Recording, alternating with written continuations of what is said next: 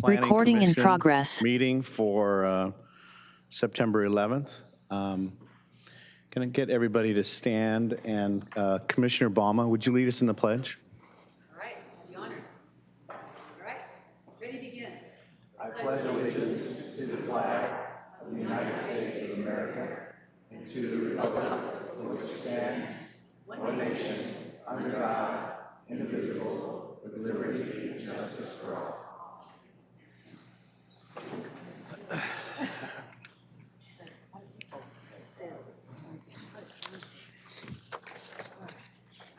Thank you. City Planner, can you please do the roll call? Certainly. Chairman Rosales. Present? Vice Chair Morrissey. Here. Commissioner Balma. Present. Commissioner Anthony. Present. Commissioner Dodds. Present. And Commissioner Malik. Present. Let the record show that all appointed commissioners are present. We have a quorum. Thank you. Following the agenda, communications on matters not on tonight's agenda. This is your opportunity to speak to the commission again on items not on tonight's agenda. Do we have any slips to speak? Chair Rosales, we do not have any slips this evening. We don't have any slips to speak, but you're welcome to come forward before I close that portion of the agenda. Don't see anybody coming forward. So we will move along to approval of minutes from our last meeting, which was August 28th. Commissioners, any discussion or edits, comments? If not, then I'll look for a motion. I would make a motion to approve the minutes. Thank you. We have a motion to approve the minutes from August 28th. Second? I'll second. And a second. Let's go ahead and vote.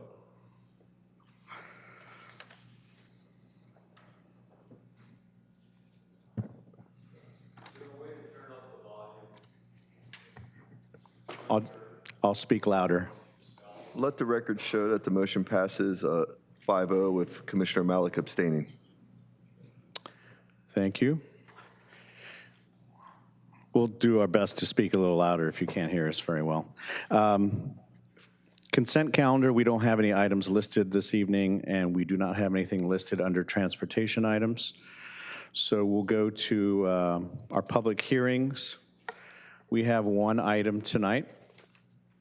Item 4 is consideration of tentative track map, development plan, and density bonus.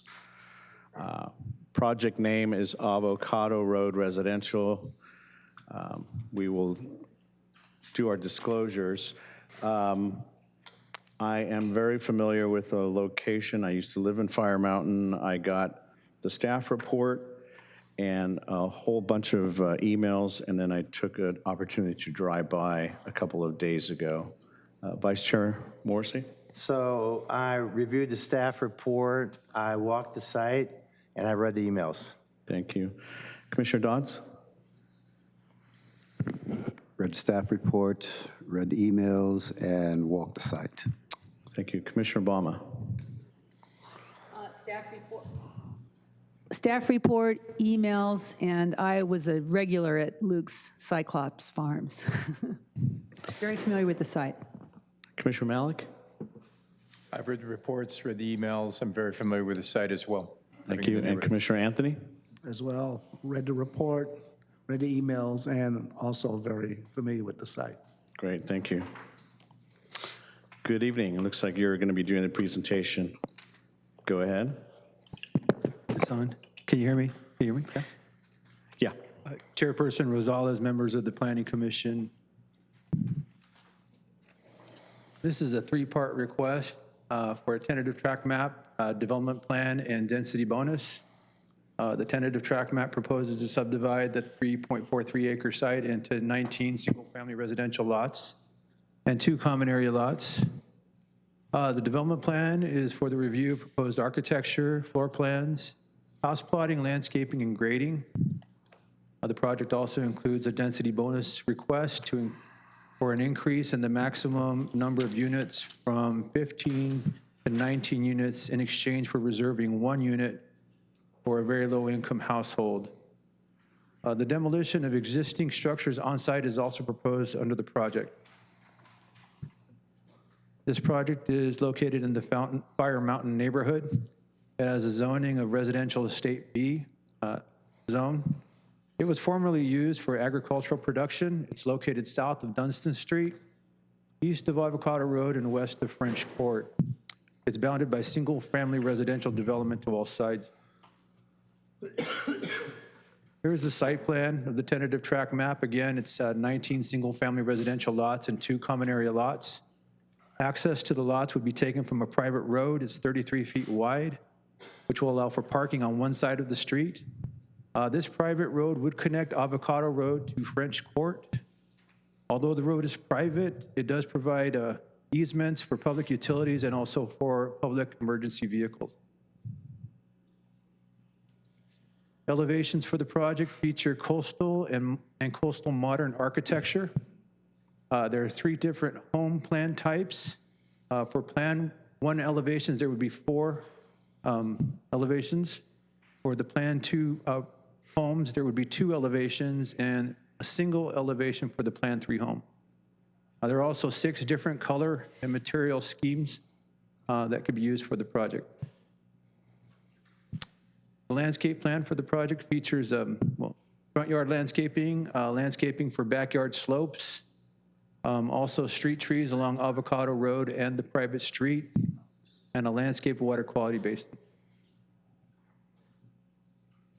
The third part of the request is for a density bonus. Currently, the base density for the site is 4.35 dwelling units per acre. With an area of 3.43 acres, this would allow for 15 dwelling units. The applicant is proposing to set aside 6% of the homes for very low-income households. This would merit a density bonus of 22.5%, which will allow for 4 additional homes. The total number of units would be 19, and this would result in a density of 5.54 dwelling units per acre. In addition to the increased density, a state density bonus law allows for the applicant to request an incentive or concession from a standard that provides an identifiable cost reduction and also allows for an applicant to request waivers from development standards, which would physically preclude development densities proposed. In order to deny a waiver or an incentive or concession, this would require a specific adverse impact upon health, safety, or the physical environment, or it would require an adverse impact on property listed in the California Register of Historical Resources, or would need to be contrary to state or federal law. The concession request made by the applicant is for waiving of the undergrounding of overhead utilities and related in lieu fees along all public streets and adjacent to the project boundary. This concession is estimated to provide a cost reduction of $385,000. The applicant is also requesting a waiver from a number of development standards, including the minimum lot size requirement, lot width requirement, front yard, side yard, and corner yard setbacks, lot coverage limitations, and also garage parking requirement. The applicant did conduct 2 public outreach meetings for the project. One was in December of 2022 at the Civic Center Library, and the second one was at the project site in March of 2023. Prior to the meeting, staff did receive over 25 letters in opposition to the project from the public. Common concerns include parking, existing drainage, existing water pressure, lack of sidewalks, and proposed density. Really quickly, here's a parking diagram for the project. The project will provide 94 total stalls. 47 stalls will be located in garages. 38 stalls will be located in driveways. There would also be 9 parking stalls on the street. This would result in an average of 4.9 stalls per home.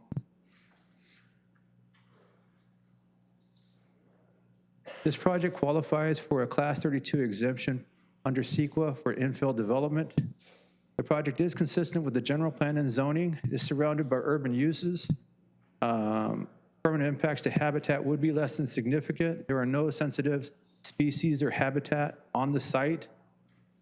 No significant impacts pertaining to traffic, noise, air quality, or water quality would be generated by the project, and the site can be adequately served by all essential utilities and services. With that, staff is recommending that the Planning Commission approve the category, or confirm issuance of the categorical exemption, and also approve the tentative track map, development plan, and density bonus. That concludes staff's presentation. Thank you, Manuel. Is the applicant going to be doing a presentation? They have a presentation. Okay. The applicant like to come forward at this point and do their presentation? Dan?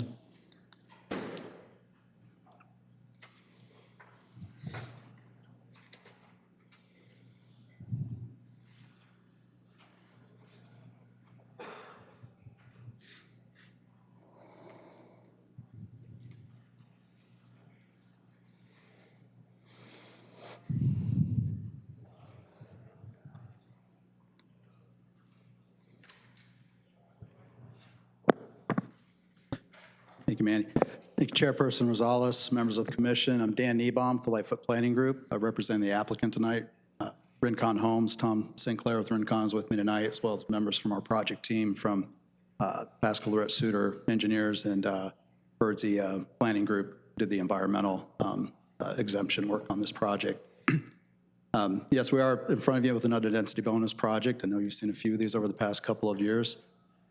This one located within Fire Mountain. We have some renderings that Manny didn't have in their file, but will help show some more of the design and architecture of the buildings tonight, and I think will give you a better picture of this project.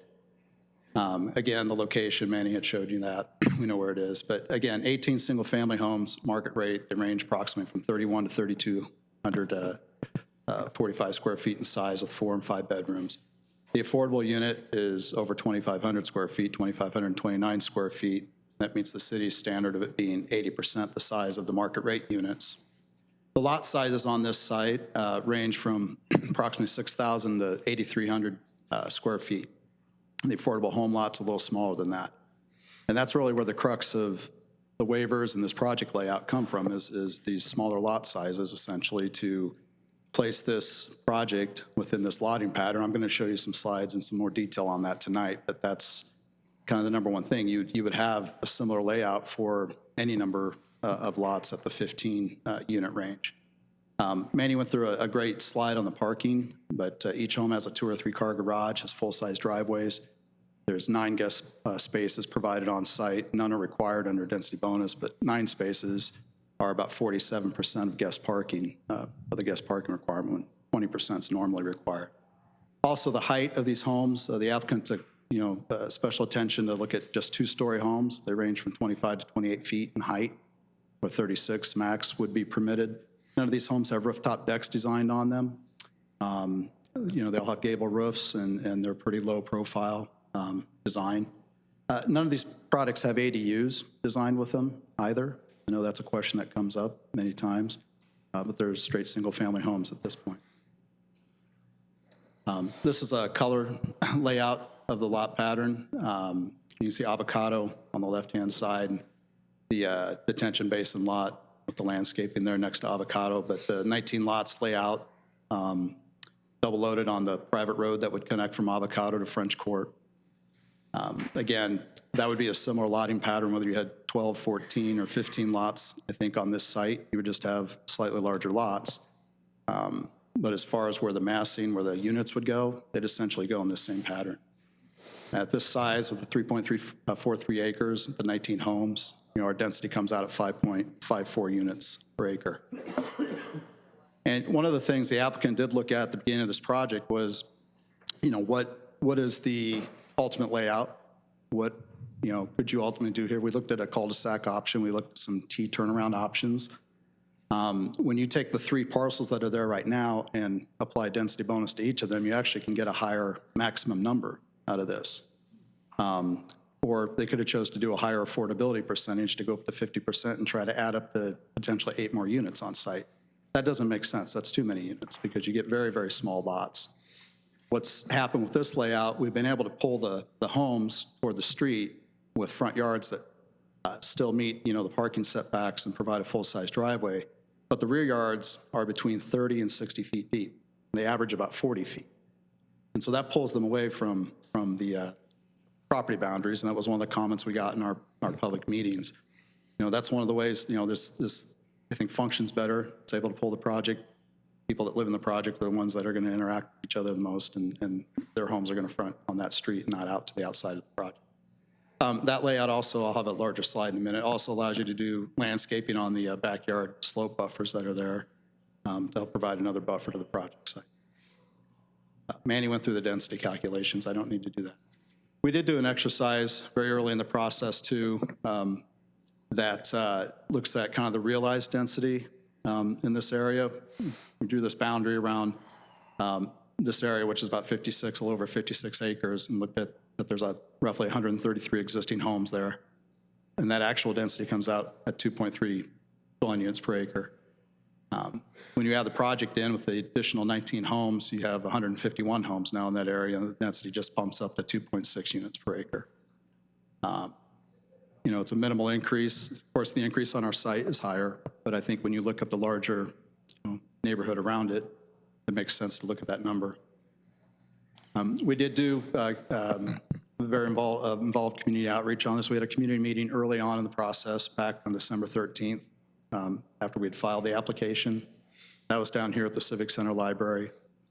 And we had a good showing at that meeting, 34 attendees. We took a number of questions and comments on the project. And many of them concerned about what the density bonus meant and the design of the project and so forth. We took those into consideration. We filed our project, staff review it, and at the request of neighbors, we had another meeting at the site. And that was well attended. That was over 70 attendees at the project site, and there's a picture of it south there. Again, a number of questions similar to the questions we got at the first hearing related to project density, circulation, pedestrian safety, sidewalks, water pressure in the area, grading, all the items that were laid out in your staff report. And then we've had ongoing correspondence and responses to questions. Staff has responded to a number of emails throughout this process as well. So I mentioned them just a second ago, but with our outreach, again, on the left-hand side, a number of the concerns were related to pedestrian circulation safety, again, beyond the density number. The architecture, edge conditions, area parking, water system, and also storm drainage through the site. And we've looked at all those items throughout this project. We put the sidewalk along Avocado Road. It's required, but we were looking at an option to not have a sidewalk on Avocado originally, but we worked with staff and we figured out the design to add it in. Again, the architecture on the buildings, I think they're very high quality designs. We have an infill layout that I had walked you through a minute ago, the 2-story homes. We have enlarged rear yard setbacks, high quality landscaping and fencing along the borders of the project. Also the area parking, again, the on-site guest garage and driveway parking that serves the project is fairly significant. We did, after the first community meeting, we hadn't done our full studies yet. We did focused water and sewer system studies for the project. And the water study comes out that will connect to the existing pressure zone that's near the site, but that will complete a loop in the area that doesn't exist right now by connecting the water line from Avocado to French Court. That's described in your staff report, but it's detailed in our study. And that'll do a couple things. It'll obviously serve our project, but it'll also help provide redundancy in the neighborhood, and it will slightly increase the fire flow in the area from what exists now. It won't affect the other water system that's nearby on the west side of Avocado. That's a different pressure zone. We also did a detailed stormwater study for the project, looked at the on-site storm drainage as you would with any project, but this site has quite a fall to it. You've all been out there. The far northeast corner drops almost 50 feet to the southwest corner. So obviously our lots have to drop down in relation to that. But what this does now is it controls the storm runoff off the site, channels it into a storm drain system, and then into that water basin that I showed you. Treats the water, and then it lets it sheet flow out onto Avocado because there's not a full storm drain there. Again, this is an enlargement of what we've just been talking about. I want to go through this slide. Manny touched on circulation and traffic, but again, we feature a 32-foot wide private road that allows for parking on one side. This will help increase emergency access and circulation through the site with the connection to French Court. That's something we had talked with staff about early on, with fire department staff. They wanted to make sure they could get a truck and make the turning radius around French Court, which they can. And they prefer to come through the site than to have to do a T turnaround in the site. And also, we added the avocado sidewalk improvements I'd mentioned. One question that's come up is why you do a traffic study, and I know that's come up on other recent projects when they're smaller projects. You know, quite simply, we fall under the threshold of doing a traffic study for this. We would only have 180 trips with this site net because there's already an existing home there. So with the 19 homes, we take credit for one home. And under 200 ADT, simply don't do a traffic study. The city, it doesn't meet the threshold for any impacts. Same with the vehicle miles traveled study with the VMT analysis for CEQA. We're well under the threshold of 1,000 ADT, so a VMT is simply not required. Staff did look at those items at the initial submittal of our project and concurred that they were screened out of both those items. This is just a highlight on some of the circulation elements. Another item to mention is, we've had comments about traffic on Avocado. I know the speed humps have been added in Fire Mountain. One of them is right there at the top, just north of the project site. Again, we'll have the pedestrian sidewalk along this portion of Avocado. There's not many other sidewalks in this area. We'll have a stop-controlled intersection from the private road. Again, the road connects through the French Court, and then we'll have the 9 guest parking spaces on site. You would also, if you really wanted to, have the opportunity to park on Avocado, as you do on many roads, Fire Mountain, but I don't know that that would be preferred by people that live further back in the project. One thing just looked at, this is just kind of an obvious thing, but there are other subdivisions in Fire Mountain that have this very similar development pattern to them, except ours connects through to French Court. These are all cul-de-sac type subdivisions that are double-loaded subdivisions that were developed over the past 20, 30, 40 years. Then I have some slides that Manny didn't have the opportunity to have and put in his presentation, but these are fully 3D modeled renderings of the project. And we think is really high quality coastal and coastal modern architecture. This is the entry off Avocado, so looking to the north side of the site, the first 4 homes. The affordable housing units, the one with kind of the brown roof. And again, as Manny had laid out in the staff report, these all feature board and batten siding, shiplap, stucco, brick, low gabled roofs, craftsman elements, rafter tails. Again, a lot of articulation on these homes with facade offsets on the front of the homes. Since they are all facing the street, they have a number of different entries from the different floor plans. Some enter from the front, some enter from the side. They have the balcony options on the second floor. And the difference between some of the coastal and the coastal modern is kind of more of a irregular layout of windows and building details and some more modern details on the modern elevations. And again, these help to show the topography on the site. You can see the difference between the lots that's going to be taken up by retaining walls, and as the lots descend from east to west. And then Manny had shown you these. These are just the straight-on elevations of the project. But ultimately, this project has a number of benefits. First, housing resource is the obvious thing. This will provide new single-family homes for Oceanside with one site, as an affordable, very low-income home. And project design, this is an infill development pattern. Again, I just walk you through the articulated designs. It's 2-story scale and massing.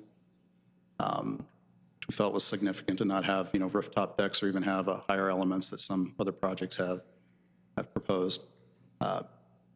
Staff, has issued a CEQA exemption or will issue a CEQA exemption on this, noting that there's no significant environmental impacts. We did all the environmental studies and technical reports that were required for this, and that's been thoroughly vetted by staff.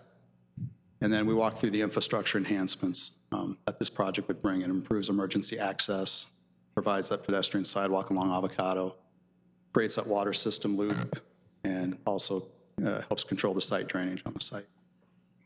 And we would ask you to concur with staff's recommendation for approval of this density bonus project. And I'd be happy to answer any questions you have while I'm up here or come back later.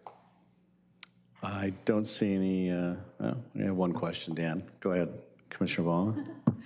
You know me. So Dan, like as far as ADUs go, when you have a density bonus project, can you also then convert the garages to ADUs in the future? Or how does that work with density bonus projects? I'm not totally familiar I with could that. defer to Sergio for that, but it would be at the pleasure of the owner at that point Okay. in time. So Commissioner Baldwin, members of the Planning Commission, nothing in ADU law would prevent the provision of ADUs on this project site, despite it being a density bonus project. So we've seen a project previously come forward to this body. It was just not too far from here, Willie Street, and that project did contain ADUs as part of the entitlement, but that's not part of the density calculation that we go into. So ADUs would be allowed here. The other question is sidewalks. I know that you added a sidewalk, but Fire Mountains, doesn't really have, I think there's one other project that was entitled that was asked to do a sidewalk in Fire Mountain, probably the only other one. So this is in a way like a sidewalk just to have a sidewalk. I mean, is there something else that could have been done that would have been better for the neighborhood? I don't know. Maybe they like sidewalk and just It's this a one. great question. I think you could take a poll at our community meetings and get 50-50 or pretty close ratio of whoever was there. Okay, Sidewalks, yes or no? okay.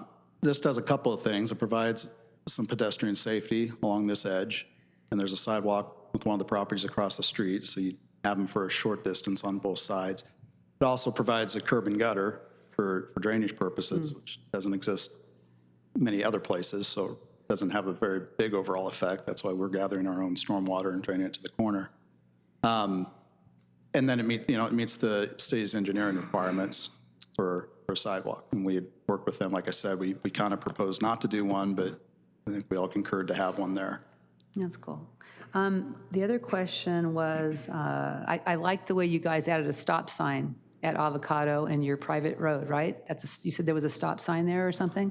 Yeah, that would be Okay. stop controlled. That was a good idea. The other question, I know that traffic generated from 19 units isn't enough to do any kind of traffic study, but the other larger project down on Downs is much larger. Is there any kind of like ways that the city or the developer has to do a cumulative kind of study for traffic when all these kind of things start happening, or is it no? That's probably better for Sergio. Okay, sorry.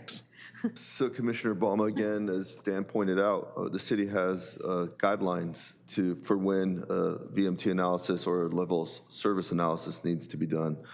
They include thresholds. This project doesn't trigger any of those thresholds. Yes, it doesn't. With respect to cumulative impacts, this project doesn't have enough, it's too small to be considered with cumulative impacts.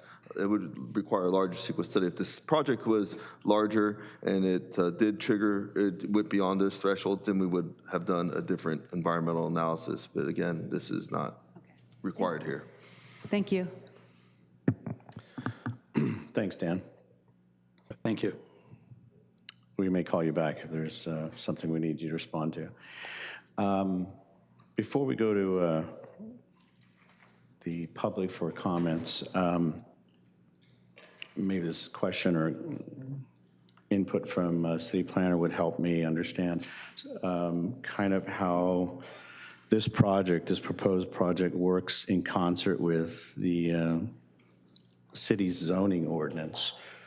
So the zoning in this area, and I picked up a theme in some of the emails that we got from the residents, the zoning in this area is residential estate, so REB. And from this zoning ordinance, I'll read, sorry for having to put up with this, but that district is to provide opportunities for very low density, single-family residential land use compatible with topography and public service capacity. So it lists a bunch of the densities in that area, but more to the point of some of the comments I read about the land use element in particular to Fire Mountain, a couple other areas of the city. In the general plan, land use element section 1.13B and 1.13H, it reads that the area which includes the Fire Mountain single-family residential district shall ensure that the rustic and rural nature of the district is preserved and enhanced. The key to this objective is providing for minimum lot sizes of 10,000 square feet or greater, view preservation and extensive landscaping. So I guess my core question, Sergio, is how does that distinct land use element in the zoning ordinance play off of what's being proposed here?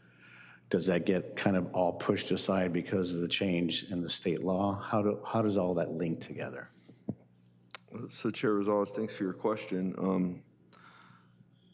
So what that policy that you just read, 1.13H, effectively does, it increases the allowable densities in that particular land use category in that particular neighborhood. It also does the same thing for the neighborhood of Loma Alta and the South Oceanside neighborhood. So it allows more density than otherwise would be allowed in that particular land use category. With respect to this project, and given that they're utilizing state density bonus law, because the project is inconsistent with the general plan density land use designation density range, doesn't mean that the project isn't consistent with the land use element of the general plan. It's a single-family development within a single-family neighborhood that's being proposed. They're utilizing density bonus to increase the overall project density, which is allowed under law. Despite the fact that we have a land use policy that says you should have lots of at least 10,000 square feet. So unfortunately, the state law supersedes what the restrictions that our general plan contains for that particular area of the city. And that, I guess, is the core question I had. So does that also play into, so I was reading the guidance provided by the state, California Department of Housing and Community Development about SB 9. And then I went back to, again, the city's zoning ordinance. How does that play into the City of Oceanside zoning ordinance as it relates to neighborhood conservation overlay? So in Oceanside, a community can apply for or make a proposal to, I guess, conserve their particular part of the city by making an application to the city council and having essentially an overlay that protects it for, and it lists different reasons why. Does that also get wiped away because of the state law and that's not any longer in play? So that would, I'm not familiar with the policy you just described, but were that to be the case here and there was such an overlay in this neighborhood, the state law would supersede that. Okay. And that's the point I'm trying to make is we have things in place, the city does in its zoning ordinance that look very thoughtful and look like they were working pretty well, but that gets all set aside because of the state laws. It does. The state law preempts local control in this case. Okay. I'll leave it there, and then we'll go to the public for comment and input at this time, but maybe we'll come back to that general thought. We probably have a lot of slips. If you didn't submit a slip, that's okay. We're going to go through the slips first, and then if you feel compelled, you didn't submit a slip to come up and speak, well, we can do that at the end, but we'll start with slips. Go ahead. Thank you, Chair Zaz. We do have 10 slips this evening, and I will please come forward in the order I call your name. We're also using the electronic speaker software this evening, so you'll be able to see your name up there. You will have 3 minutes to speak. Let's see, my apologies.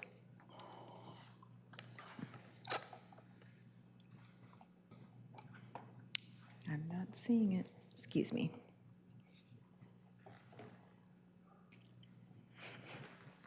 Excuse me, I just need to get IT.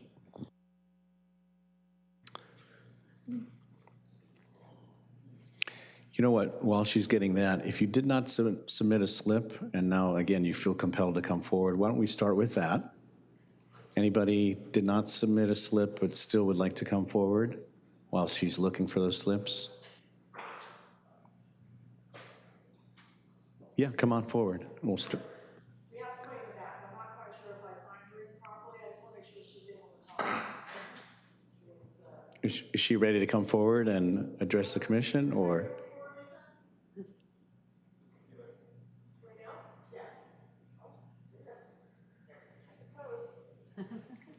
Hold that thought, Lisa. I think we have our slips ready. My sincere apologies. That's okay.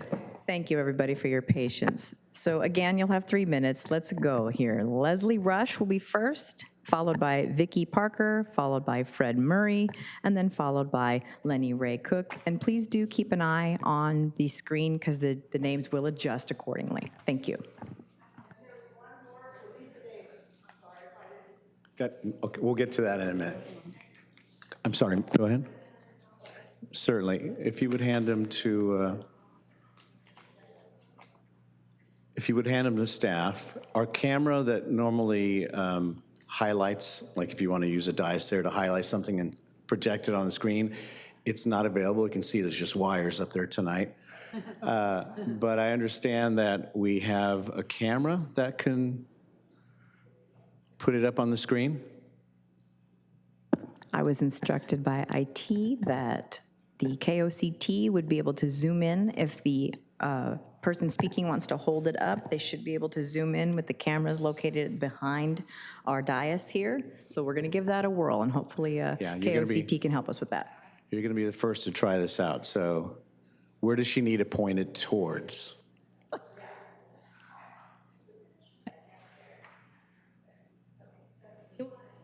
Yeah, we'll take those. You hold it up towards the camera. So I think this camera here, yeah. I can't see it, but I think it's being projected somewhere. Maybe not. Apologies for our clumsiness tonight. We'll figure this out.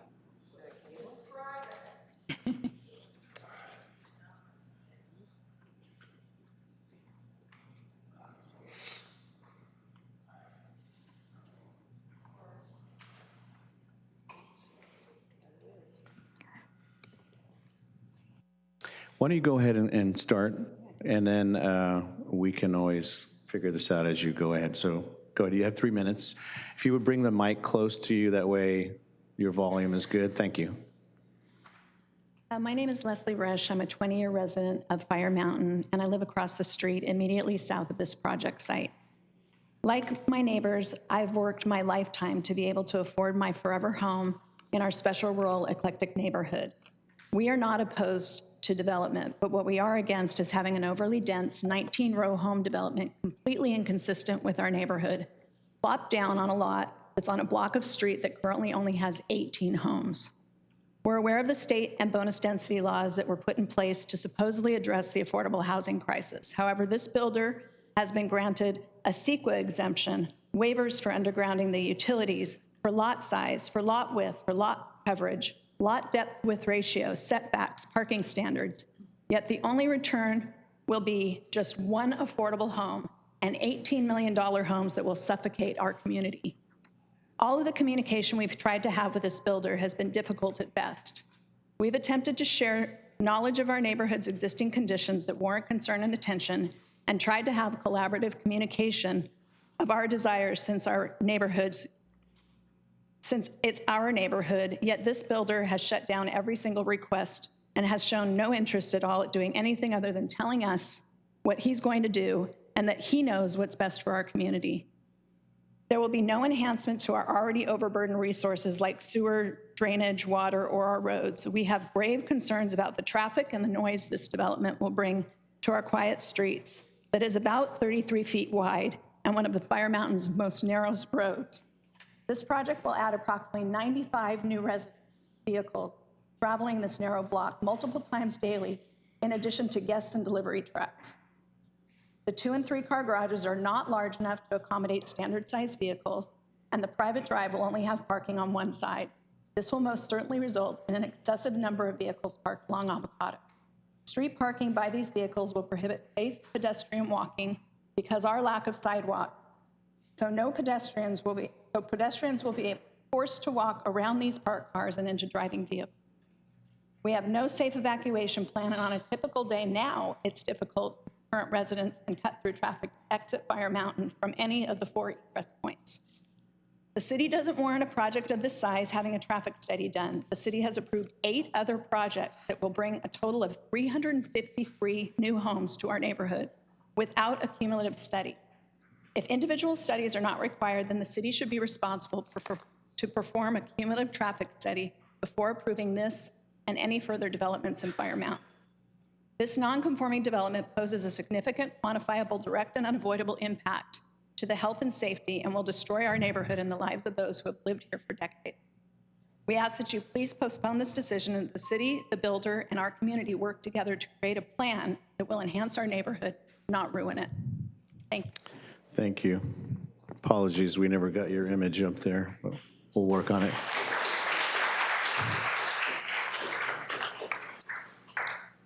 Fred Murray, I think, is next, but Vicky Parker, apologies. Go ahead, Vicky. Can you hear me okay? We can hear you fine, thank you. I'm a 24-year resident of Fire Mountain, and I say good evening to all of you. We know that the city requires one public outreach meeting by the builder-developer. The builder-developer's project application with the city for this development was submitted 10/31/22. However, they intentionally didn't schedule the public outreach meeting until the week prior to Christmas 2022, when most would not be able to attend.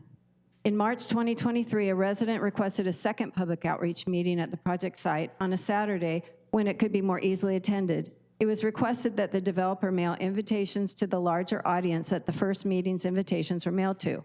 The developer refused to send invitations out by mail and indicated he would not hold a meeting on Saturday because the city planner would not be able to attend. In the end, the developer scheduled the meeting for Tuesday night and only sent invitations through email to the same 16 households who attended the first meeting in December, and the city planner didn't attend at all. While the builder-developer has given the impression that he has provided an opportunity for public input as required by law, he did not comply with the intent of the city policy. He technically held a meeting where he told us what he will be building, and although the community had an opportunity to speak, the builder gave no indication of hearing what we had to say. At the meeting, residents communicated their dissatisfaction of the design and asked the builder why he didn't request input from those who live in the Fire Mountain community, and the builder responded that the city would not let him ask us for our input, which is simply untrue. The developer resorted to intimidation when residents questioned the project's elements by stating we should be lucky the project is not for the 22 homes to which he feels entitled. This disregard for the public and the city policy should be a big red flag for the city. The builder has not incorporated any of our concerns into the project, but instead insists that he knows what's best for our community. Fire Mountain has a reputation as one of the city's most unique neighborhoods due to the rural nature of our area. The narrow streets do not have sidewalks. Our streets are lined with many walkers of all ages. This stretch of street currently only has 18 homes. This will all change literally overnight once this project goes in, because the community has no voice in the drastic changes that will occur. The state of California needs more housing, and we are not asking for this lot to remain vacant. We are asking, however, for the city to respect our needs as citizens who have invested our time, money, and lives in making this neighborhood as desirable as it is today. If the public has no voice in their future, we are at the whims of unscrupulous developers who do not care about our futures. We need your protection. We ask that you postpone your decision about this project and for the city to provide us assistance so that we can have a collaborative effort with the builder and developer regarding this development. And one last thing I want, okay. Go ahead, no finish, go ahead and finish. I was going to say that I understand several cities are bringing cases against a state law that is allowing this sort of thing to override the local community's standards. Thank you. Thank you very much.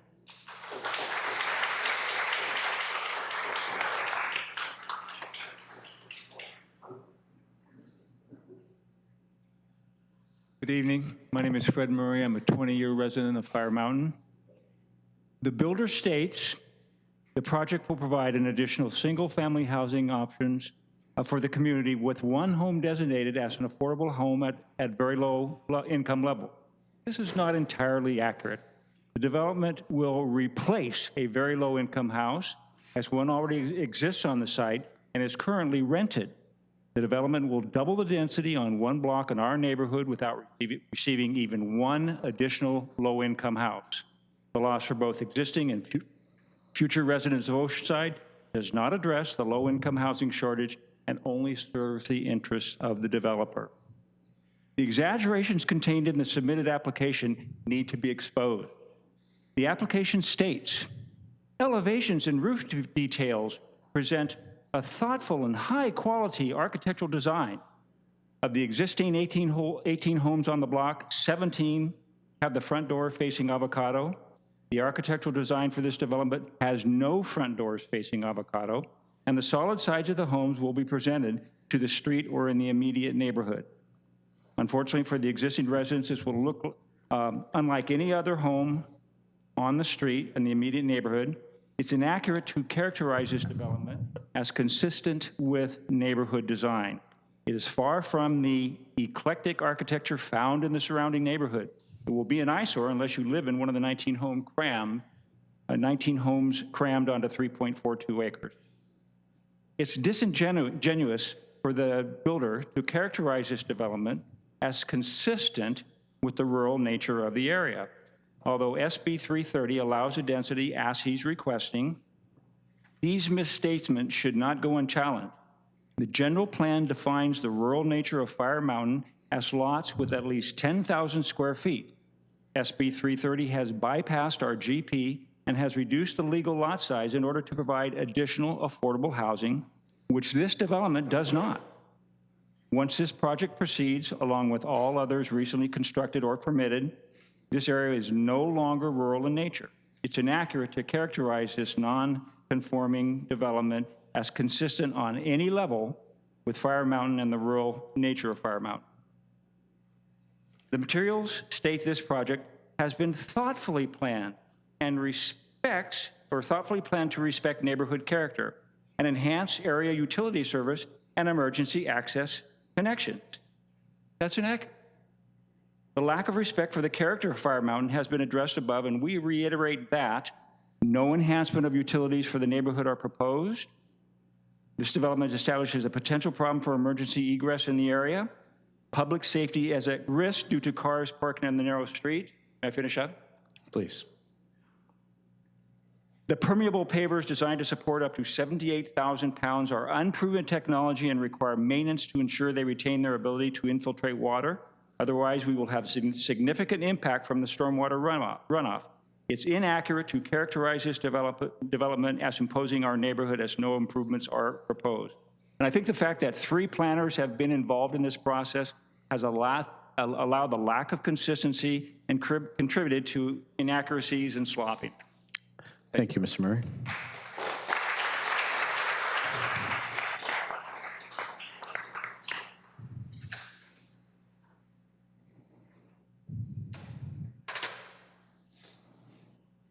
Good evening.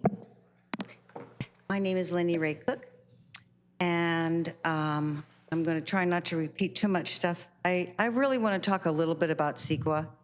Sergio, with all due respect, cumulative impacts, the analysis of cumulative impacts needs to include the past, current, and future projects. So anything that's contemplated, anything that's been done in the past, as well as the existing size, I believe is not actually in the CEQA handbook.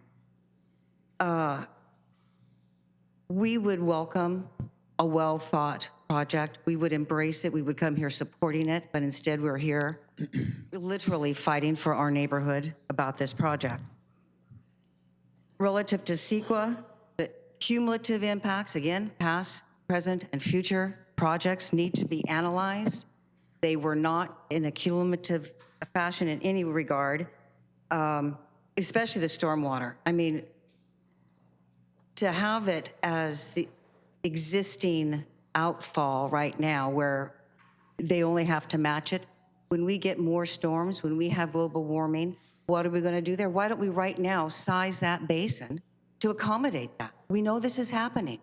We know that we need solar panels. I didn't see any solar panels on the rooftop. These are just ideas that he could have easily incorporated to make us really embrace this project. It's a great one. We can highlight it in our town. Instead, I'm scared to death that this infill exemption is going to be used in every single project in the future, and we will have no control because the developers will use this to bypass public participation and to not have a cumulative impact analysis. I have brought up to the planning department my concern about the route for the excavated material. We have historic homes that have historic trees with sensitive root systems that can tolerate the kind of traffic that we have now. But what if when we have 370 cubic yards of trucks going up and down across those root systems, I don't even know where the route is. I understand that there are some streets that they can't go on, but I personally just don't know what they are. I think that should be disclosed. I think that the Historic Resources report is woefully inadequate. It did not even, no one went inside the home. No one asked any residents about what their knowledge was. Just in a casual conversation this evening, I understand that home, there was a writer from LA who wrote movies or whatever. You know, it may have some significance that has not yet been adequately researched. So those are some of my really big concerns with CEQA. It is not an infill project as a typical infill project would be defined. This is going to have cumulative impacts and potentially impacts to historic resources, which kick it out of the infill exemption. Thank you for your time. Thank you.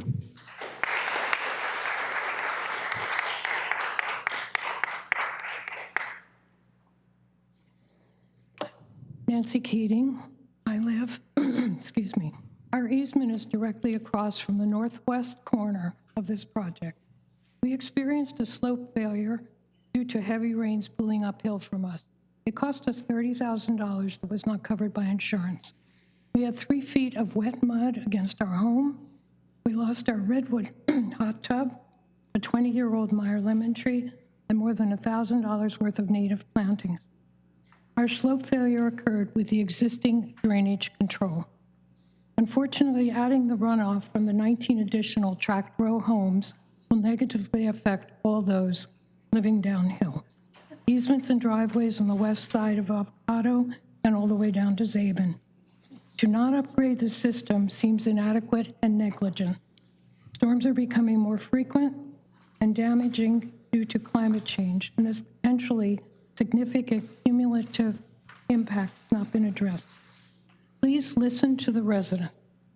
Take another look at this project before you strike a death no to our Fire Mountain neighborhood. Thank you. Thank you.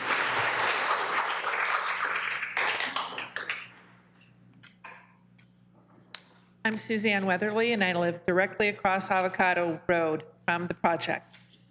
The construction impacts of the project. Number 1, safety and parking. The proposal is that there will be enough parking in the garages and accessory parking areas for the homes. It is highly unlikely that the garages will be used to a large degree, it is highly likely the garages will be used to a large degree for storage, not only for cars. Multiple standard side vehicles will not always fit in the 2-car or the tandem 3-car garage. And add on to that ADU residence. There will be no monitoring of the parking once this development is constructed, and our neighborhood will pay the price in terms of unsafe walking conditions. More cars parked on the side of the narrow roads will negatively impact safety and traffic. Number 2, emergency evacuation.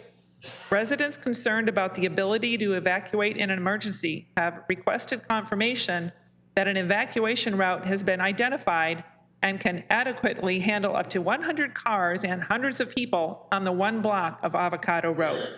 Lack of an emergency evacuation plan is a significant negative impact that requires additional city and public input. A study must include the likely closure of the California Street on-ramp, which currently provides an egress from the area. There is insufficient data as to if public safety has been adequately addressed. We do not know if the streets are capable of evacuating the 90 or more new residents, plus the existing 500 residents in the immediate area of the project. It is reasonable to conclude that the public safety will be negatively impacted by the residents of the new development parking on public streets. Example, Maui. The visual impact. Fire Mountain will be absorbing up to 90 or more unplanned neighbors, contrary to the approved, adopted, and revised general plan. The visual impact of these homes is not consistent with the rural nature of our neighborhood as established in the general plan. To mitigate the visual impact and to be consistent with the city's commitment to undergrounding the utilities on the perimeter of the project is a reasonable measure to mitigate this impact. The development will have underground utilities with the project, but the neighborhood will not. Undergrounding the utilities fronting the property on Avocado would ensure a more consistent appearance, one that is not disrupted by the development.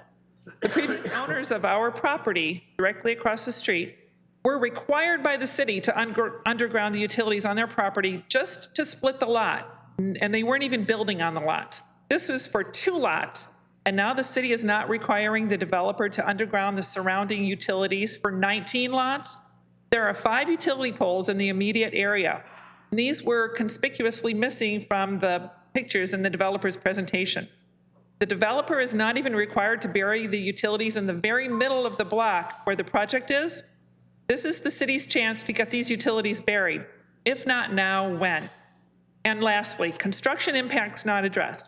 Residents concerned about safety on the narrow streets and the potential impact to historic resources have asked to review the proposed route to dispose of excess excavation for this project. As Lenny said, if this is to be called a rural area, then our property should be respected as such and preserved. If it is now not rural, then our neighborhood should be prioritized for utility upgrades. Also, rodent eradication should be required as part of this project. It is our experience that new homes chase the gophers and other rodents to neighboring lots. The new homes will have rodent proofing installed as part of the project and will not be impacted by rodents. The existing neighborhood homes will be impacted. The bottom line is the developers obviously gain, the city's gains through increased taxes, the residents of Fire Mountain lose. Thank you. Thank you.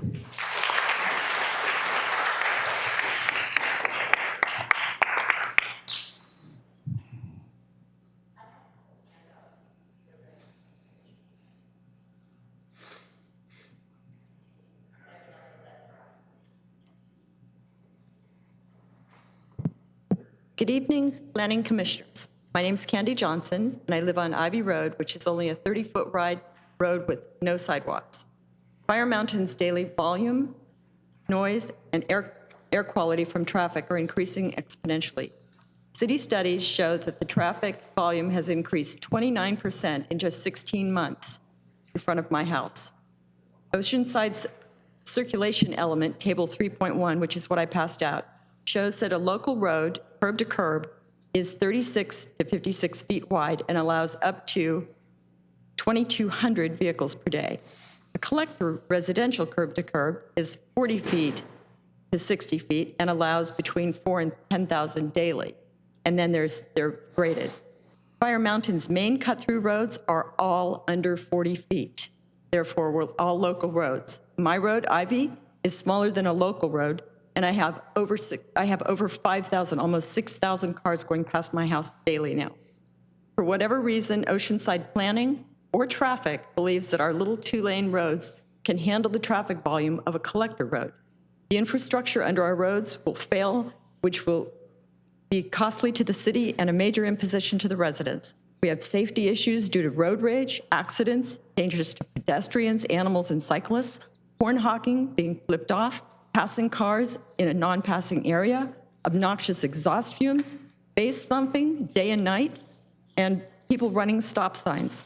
Our health is impacted by breathing exhaust fumes and particulate matter. Sadly, my teacup poodle has now been diagnosed with a collapsing trachea due to the filthy air. The Planning Commission needs to take a breath, pun intended, before approving any more projects in Fire Mountain. We request an all-inclusive, comprehensive, real-time, not computerized analysis of existing and future developments, including the cut-through traffic. We need the city's help with a solution before adding more fuel to the Fire Mountain fire. Oceanside is a charter city, and San Diego County and Sacramento both assured me that the Oceanside City has the authority to ensure the health and safety of the residents. Health or safety issues surpass the need for high-density, low-income housing, and I referenced that in my January 11th appeal to the City Council on Ocean Creek.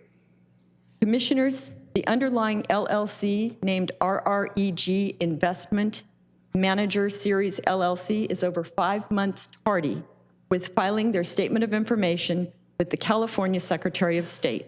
Their statement of information was due in March, and it's now September. Why is the city giving out entitlements to entities or applicants such as Rincon, RREG LLC, that cannot keep their registration current to do their business in California. Thank you, City, for the speed humps. We truly appreciate being access to our driveway, and thank you for all you're doing for our city. Thank you.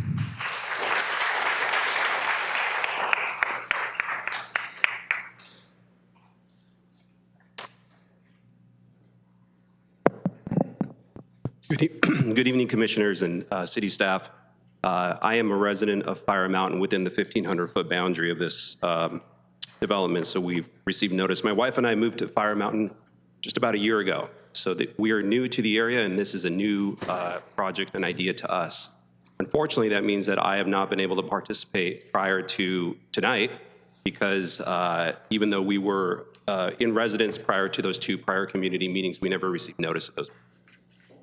I can tell you that my wife and I purchased our home in Fire Mountain in 2022, which, as you all know, was a very, it means that we really loved the property to buy during the year 2022 because of the beauty, character, and consistency of the neighborhood. I'm here to speak on the very narrow issue from staff's report on density bonus. It's my understanding that the only thing the city gains by virtue of granting the density bonus of the additional 4 houses is the affordable housing unit. However, it's my understanding from my background as a lawyer and looking into the state laws that are applicable in this instance, the developer's mandated to have an affordable unit regardless because they're removing and demolishing an affordable unit that already stands on the property. So as far as I can tell, there's no benefit to the city of Oceanside, perhaps aside and above from additional dollars, to grant the additional 4 units that the developer is seeking. Staff support tends to obfuscate that matter, and I'm not sure that, I'm sure it wasn't intentional, but I think it's important for the commissioners maybe to implore the city staff on that issue. And I'll just note, whenever, as a lawyer, whenever somebody presents arbitrary information to me, you know, my spidey senses go up. There was a map shown that showed, I believe it was 56 acres in the Fire Mountain community, and noted that there were 2.3 dwelling units per acre and that this project would only increase that to 2.6 dwelling units per acre. My house happens to be within that arbitrary map boundary. Now, that may not sound like a large increase, but by my math, that's a 13% increase in density for 56 acres in the Fire Mountain community based on one project. I think that matters. I think that's important. Thank you for your time. Thank you.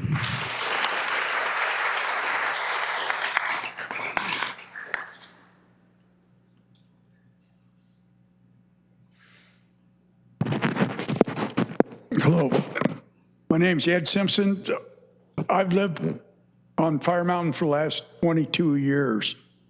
The best move I ever made. The semi-rural nature of the community, it really appeals to me and my family and my neighbors.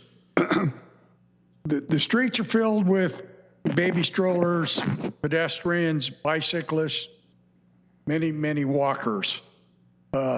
This project is going to negatively impact the neighborhood in numerous ways. Plopping down 19 tract homes, greatly increasing the density of the existing region is just not appropriate. 20 years ago, I lived in a quiet little beach community in Encinitas, California, just directly off El Camino Real. Has anybody been down there lately? Go have a look. Thank you.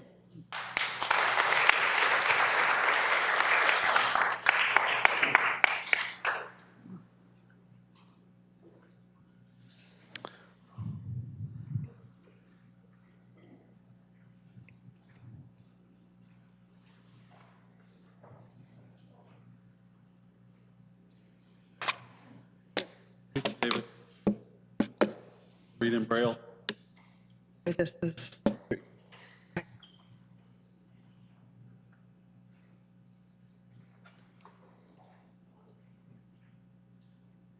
Well, I can write Braille a lot better than I can read it, so you're going to have to bear with. Go, yeah, no problem. Go ahead, Lisa.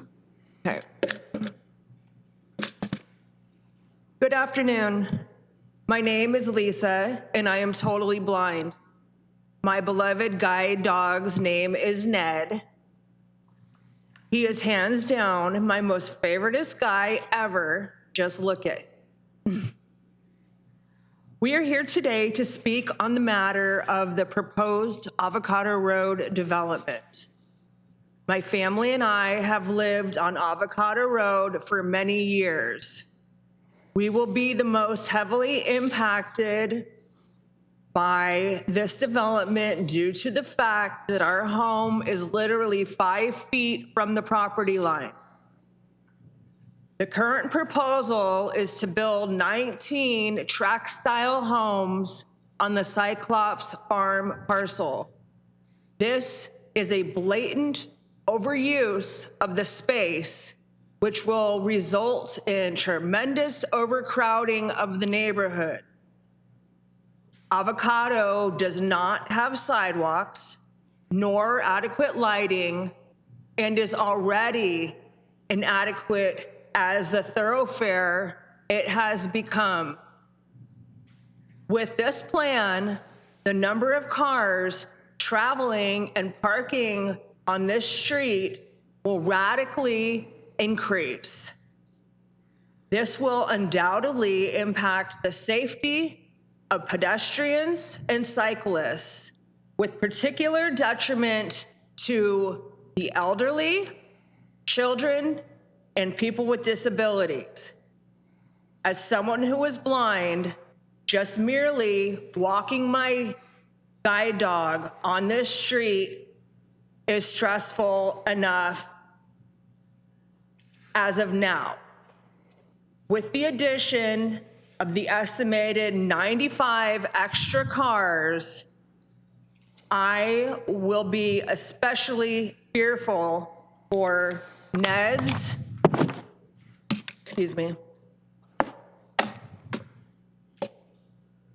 and my ability to travel safely in this neighborhood. Another major concern is the impact that the noise in the construction stressors will have on those of us, pets included, with sensory and anxiety disorders. Especially during the construction phase, but also once these 19 homes are occupied, there will be an exponential increase in the ambient noise and so many other disruptions to daily life for the people of this neighborhood. For the people of this neighborhood, that we will have to suffer and continuously endure. I refuse to accept the fact that the quality of life for the folks of this neighborhood will be so drastically diminished by the agenda of corporate greed. I stand before you today to seriously request reconsideration of the number of homes in this development. Please honor this space. If this property does not remain as open space, please consider reducing the number of homes. Please take into account the safety and quality of life of Ned, myself, and all of our neighbors. Thank you. Thank you.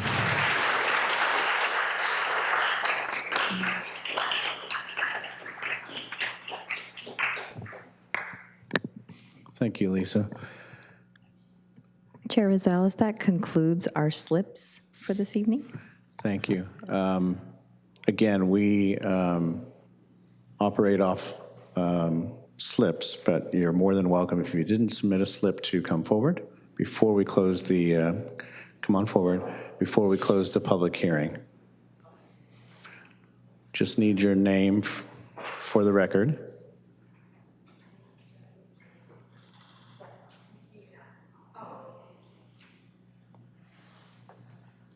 Good evening. My name is Catherine Chong. I'm not a public speaker, so bear with me. I live on Avocado, so I am directly affected by this development.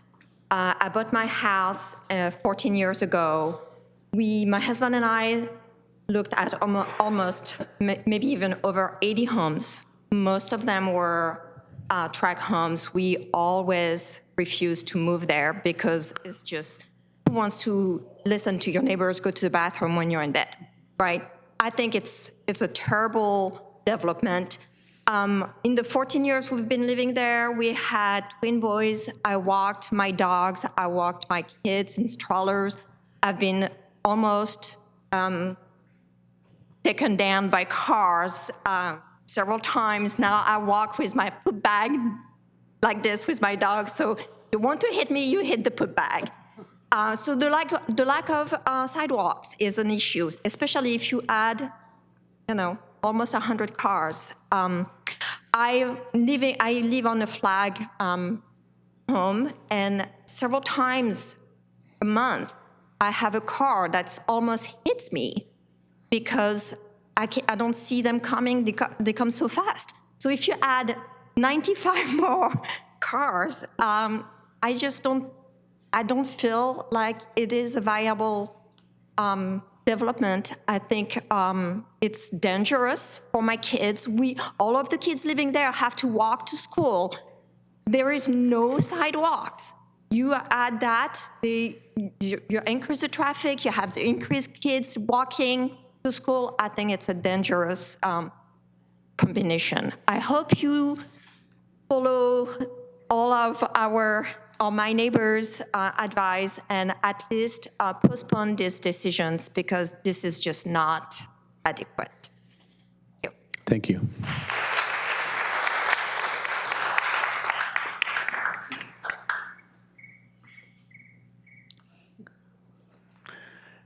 Okay, before I close the public hearing, one last offer to come up to the dais. Okay, not seeing anybody come forward. We will close the public hearing. Commissioners, you heard a lot. Is there a theme or something? Commissioner Blama, you're always good about starting things off. You want to go ahead.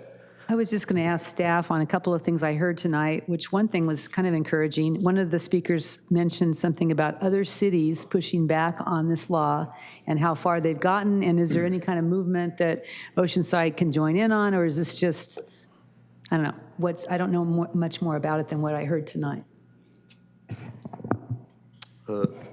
Commissioner Balma, members of the Planning Commission, I think the speakers were referring to, among other cities, the city of Huntington Beach refusing to comply with the mandate to implement SB 9, among other state laws.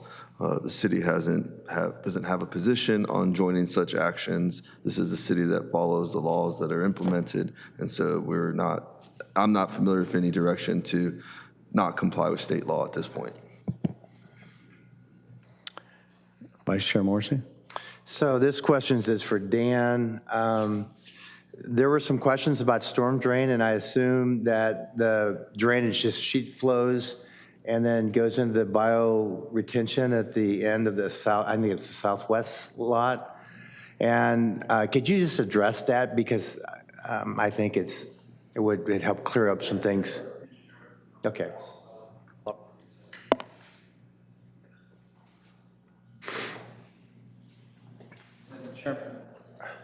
I'd also like to use the rest of my time for rebuttal on some of those comments. Sure. We'll start with the sheet flow question.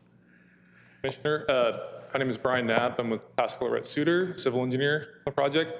The project is proposing as part of the development storm drain along the private road. So we are capturing drainage that is entering the road and piping it directly to the proposed biofiltration basin. Additionally, the site accepts a decent amount of runoff upstream from the properties east of the site. We are proposing to capture that in a storm drain and route that through the property as well. So you're gonna catch it in pipes and you're piping it down into the bioretention. It's not gonna sheet flow on the street? It's being piped into the biofiltration basin. It'll be held there, detained, and then released to the street. Okay, thank you. Thank you. Commissioner Dodds, you had a question, Dan, before we go to you.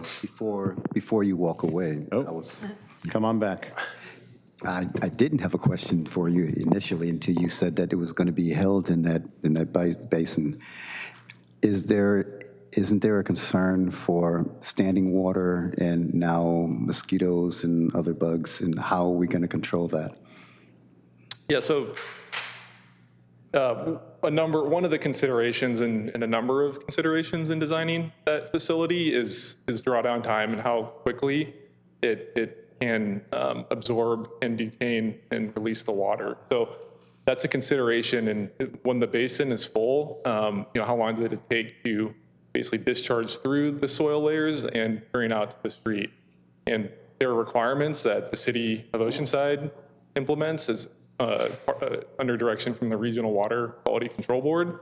And it has to draw down in a certain time to prevent any mosquitoes, vectors, that type of deal. So that's all baked into the design of the biofiltration basin. Okay. Sounds like a good plan until people start getting eaten up, but I understand. Thank you. My initial question was for the city planner, and I do understand that these waivers, there's really nothing we can really do about them. But my question really is about, we have this continuous advancing of technology, but yet we allow the above power to continue to be built instead of utilizing the technology that we have and going underground. Is there anything that we can do to move this forward into the 21st century? I mean, I grew up seeing power lines all over the place, but we're still giving opportunity to continue to stay back in time. Commissioner Dodds, I appreciate your question. Typically, a subdivision of this nature, any subdivision of more than 4 lots are required to underground over existing adjacent overhead utilities. So if you have frontage like this project does and there's overhead utilities, it would normally be required to go underground. That's per our subdivision ordinance. By way of state density bonus law, the applicant has requested a concession to that requirement. And the only threshold they have to prove to us for us to grant that incentive is that it leads to cost savings within the project. I believe, I'm not sure if it was Manny's presentation or the applicant's presentation, but they showed that results in a cost savings around $350,000. And we can't ask for more documentation to prove that. State law is pretty clear. Recent court cases have shown that the state mandate is required to be granted. We don't really have discretion on requiring the underground overhead utilities when they've asked for a concession from that requirement. And I totally understand. It's just that we're really just not utilizing technology. I'm, like I said, from back east. I grew up back east, and my hometown got hit with 3 tornadoes that wrecked the entire city. The only people that had power were like my mom's house that had underground power. We seen a hurricane, supposedly, come through here the first time in almost 70 years. That's not to say things are going to change around here, and if we're not prepared, we run that risk of being affected, and this community being affected by not taking advantage of technology that exists. It's a point, I know it was a question that I asked, but it's a point also being made that in the future, we need to take advantage of this technology. The technology was made to make our lives safer and better.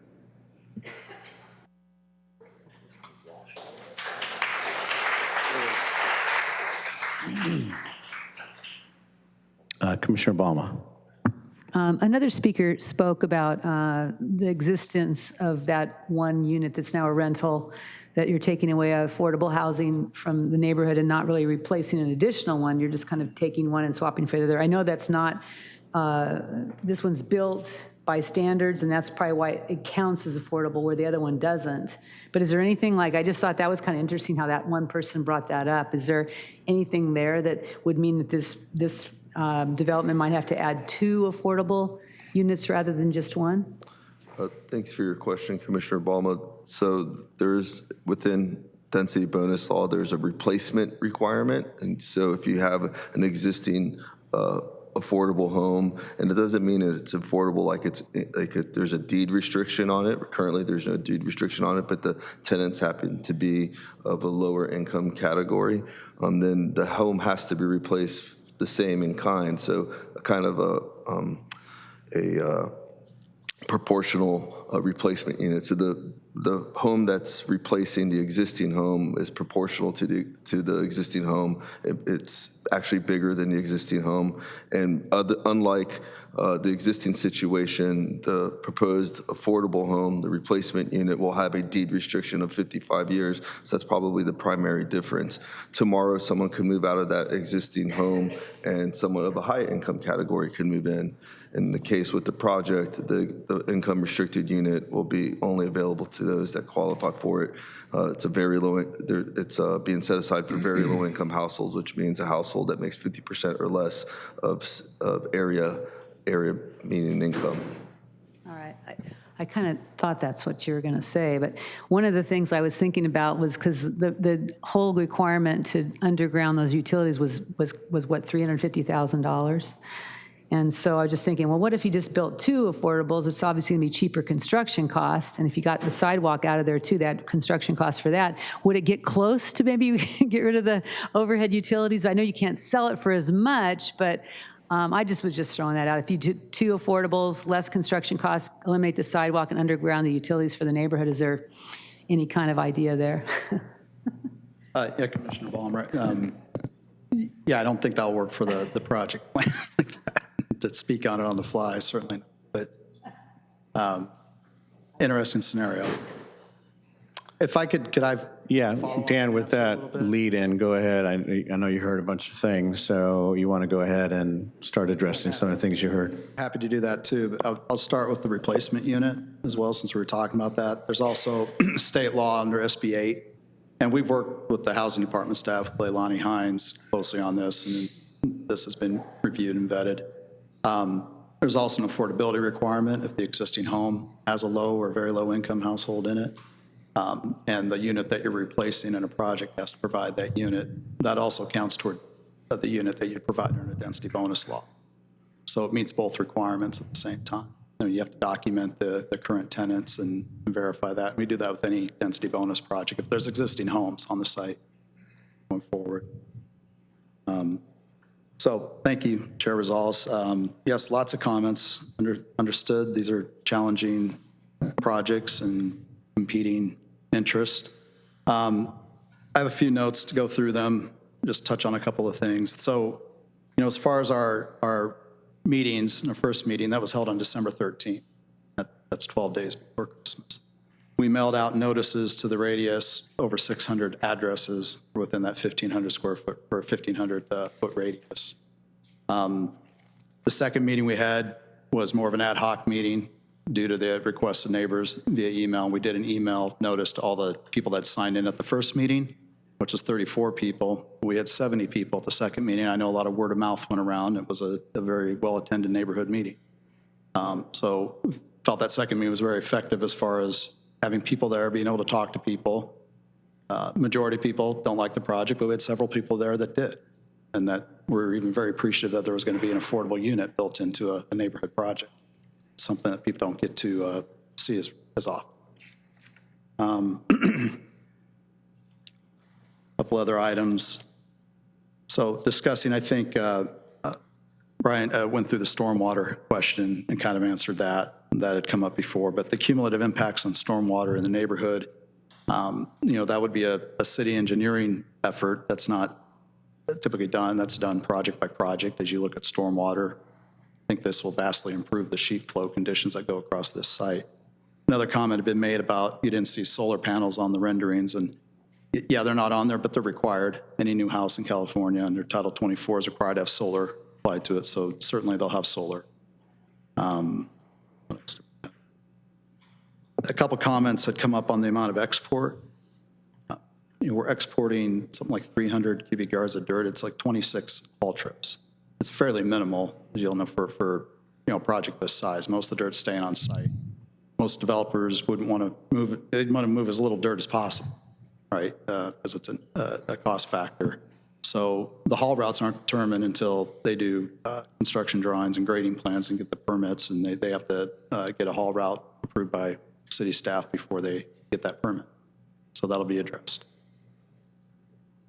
We've talked about the undergrounding. Again, you know, the project site obviously will have the power undergrounded, but the frontage on Avocado won't. And the majority of the rest of the length of Avocado has above ground power lines, as does most of Fire Mountain.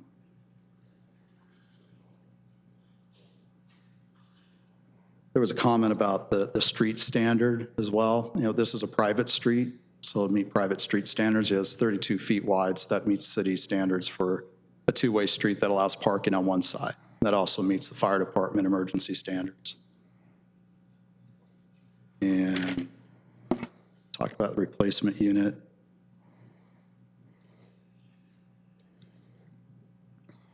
Again, we talk about sidewalks. It seems to be kind of people on both sides of this. So, you know, at our meeting, people wanted a sidewalk, some people didn't. They don't like them. You know, as far as the traffic in the area, I think the studies prove that out, or the number of units and the traffic that we associated with proves that out. It's not a lot of traffic that's added. Having a sidewalk here will provide a pedestrian kind of safe refuge along this part of Avocado and other parts as you kind of sawtooth, you know, down the road. And then there was also a comment about, you know, the number of homes, and, you know, that is the factor. You know, under density bonus law, the 19 is the number that they settled on. There was some ways to look at getting 21 or even 23 units on the site, but 19 what works here. If it was 15, again, as I said before, you'd have essentially the same configuration. You would just have lots that, you know, would meet the lot standard, but that's not the proposal. And under density bonus law, to do the additional units, we have to waive some of those standards. Yeah, and then, you know, the other comment, obviously we've worked with staff closely on this. We've worked with the neighborhood. We've worked through the technical issues on this project and brought it tonight. We would ask for you guys to consider this item tonight, and not look at a postponement of it. And then I'm happy to answer any questions while I'm up here. Thank you, Dan. I don't see anybody queuing up. Huh? Go ahead. I noticed on this project, that there was a 5-foot setback on the side yards, which I've seen other density bonus projects that came before us not that long ago. There was only 3. So you've actually kind of allowed a little bit wider on both sides of the project. And then you have a backyard and a front yard that, again, the last project we just reviewed was way smaller. So it seems like it's more generous than I've seen with other density bonus projects that we've reviewed. Is that, you feel the same way, or? Of course. Yeah, thank you for bringing that up, and I brought it up earlier. Is that a stupid question? I don't know what it was. Sorry, Jay, I didn't do it right. Go ahead, Dan. The way this lays out was to move the homes as close as feasible to the road, Yeah. to allow for a full-size driveway, and then to allow for, that allowed for larger rear yards. Sans a wholly, completely different design that would have a number of cul-de-sacs in it and whatnot, where houses would be right up against the property lines. That doesn't make sense here. So yeah, there's, you know, 2 things. There's an opportunity to have, you know, ample open space for these homes and to provide a buffer and landscape edge for the, you know, property boundary. The side setbacks are 5 feet on one side and 7 on the other. So there's, you know, 12 feet between the homes, roughly, which is smaller than the normal standard, but it's what works to get the number of lots. Thank you. Thank you. Commissioner Malik, go ahead. Thanks. Just a few comments. I think we can all understand the city's position and the city planner's position, given in regard to the state laws and how we need to uphold those. It's a challenging environment for all of us. I appreciate the efforts of the planning city planner's office and all they do. And I think all of us sitting up here also understand and appreciate the position that you are in as a developer and who you represent for the developers. It's a challenging environment. Collectively, we are not, I don't believe, looking at the larger picture within the city and that's a challenge. A few things have been brought up regarding this traffic study and having a cumulative impact on that. While currently it may not be required, but what do we need to do as a city to potentially better look at the cumulative impact with an additional, roughly 353 additional homes, including the other projects in the area? There is a cumulative impact. Anybody that transits Fire Mountain, I live in South Oceanside, I go through there frequently for a variety of reasons. And I've seen the increased traffic, and it's only going to increase and get much, much worse. It's hard to check speed. We've done some things there as well. But when you look at the increased vehicle activity from a safety perspective, when we look at the increased vehicle activity, the fact that the proximity to the school is very close, so children are forced to walk or are required to walk, I guess is the way to put that. Or a parent is then going to drive their kids the quarter mile to school because of another safety issue, which just exacerbates another issue of adding more vehicle traffic into the mix.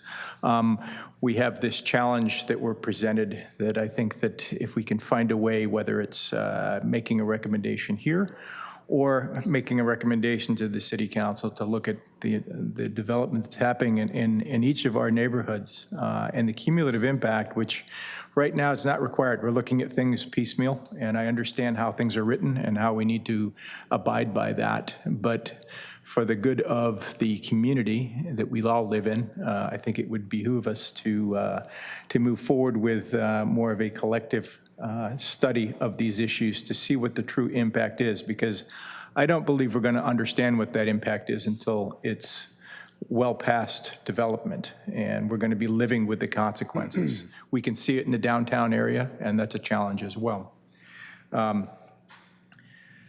All those things, while I understand where the developer has that position, it's very challenging hearing the public's comments, the community's comments to see what the true benefits are to this project. It's a real challenge from where we sit, I believe. Understand that we need additional housing, but when we look at the second and third order impacts of this, they're not always positive, and that's a concern that at least I have, and I think others here within the commission do as well. So if we can find some way to go back and look at this study, I think that it would behoove us to do so from a more collective perspective. Thank you.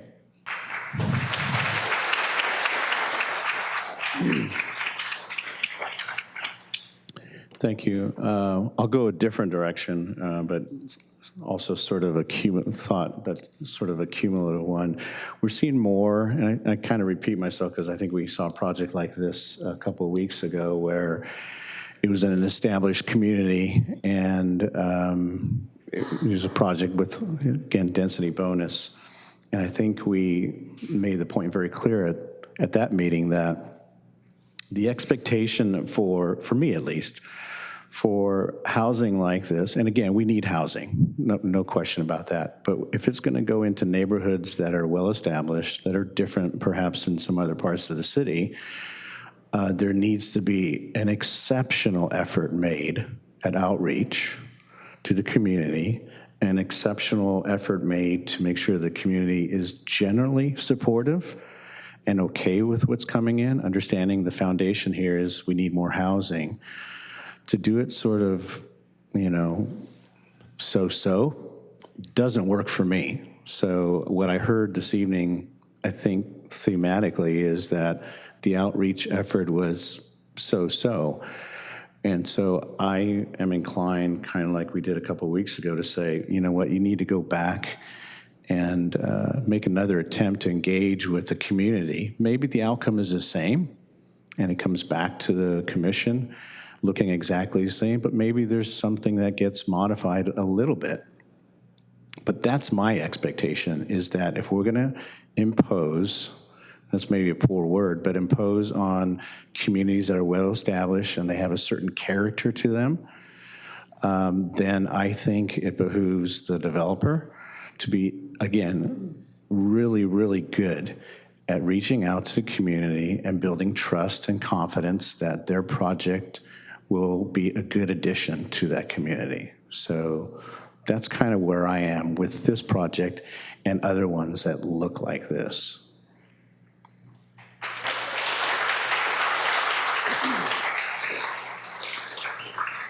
Commissioner Obama? In reference to the project you were bringing up, which was the Loma Alta project, in that case, that was a 3-story. The setbacks were very small. I think it was 3 foot or 3 feet. The front yards and backyards were non-existent. And they took away like a cut through, like an area where the kids were trying to go from 1 to 3. So that project was totally, and they didn't have signage. They didn't have any public meetings. It's totally different than, I think, not totally different, but it's a little bit different than this one. This one has, I think it's better designed than the other one was. Even though, yes, it's 19 homes, it just seems like it's softer to the community than the other one in Loma Alta was. And I totally agree with you on that Loma Alta project. So this one, I'm kind of thinking it does have a little bit different parameters. This one has. Yeah, and I would agree with that, yeah. But I guess what I'm trying to say is, despite that, if I'm hearing that the outreach effort and the warmth to a project like this isn't exactly there with the community, then in my mind, they haven't done enough, irrespective of, like you said, that this particular project is different than the one in Loma Alta that we saw. Vice Chair Morrissey? I was just going to comment, and I agree with Commissioner Obama, is that those two projects are different. That the other project we looked at, I thought was poorly presented. It wasn't thought through. I thought that the road should go to the street above so that there was some pass-through. I think this has been professionally done. I don't think the other project, I think the contractor was the architect, and it showed. This one is what I see as the conflict to the project is we can't do anything about it. The state law is the state law. And, I was concerned about the storm drain, but looking at the drawings, I thought that was addressed, but I appreciate what you did say about that. But the things that are being brought up, we can't do anything about. I mean, we can kick the can down the road, but the same issues are going to come up, and the state law is the state law. So that would be my only comment. Appreciate that. No, we've closed the public hearing, I'm sorry. So we don't, the process does not allow for the back and forth once we've closed the public hearing. No, I'm sorry, that's not how it works. Any other commissioners, any thoughts or anything?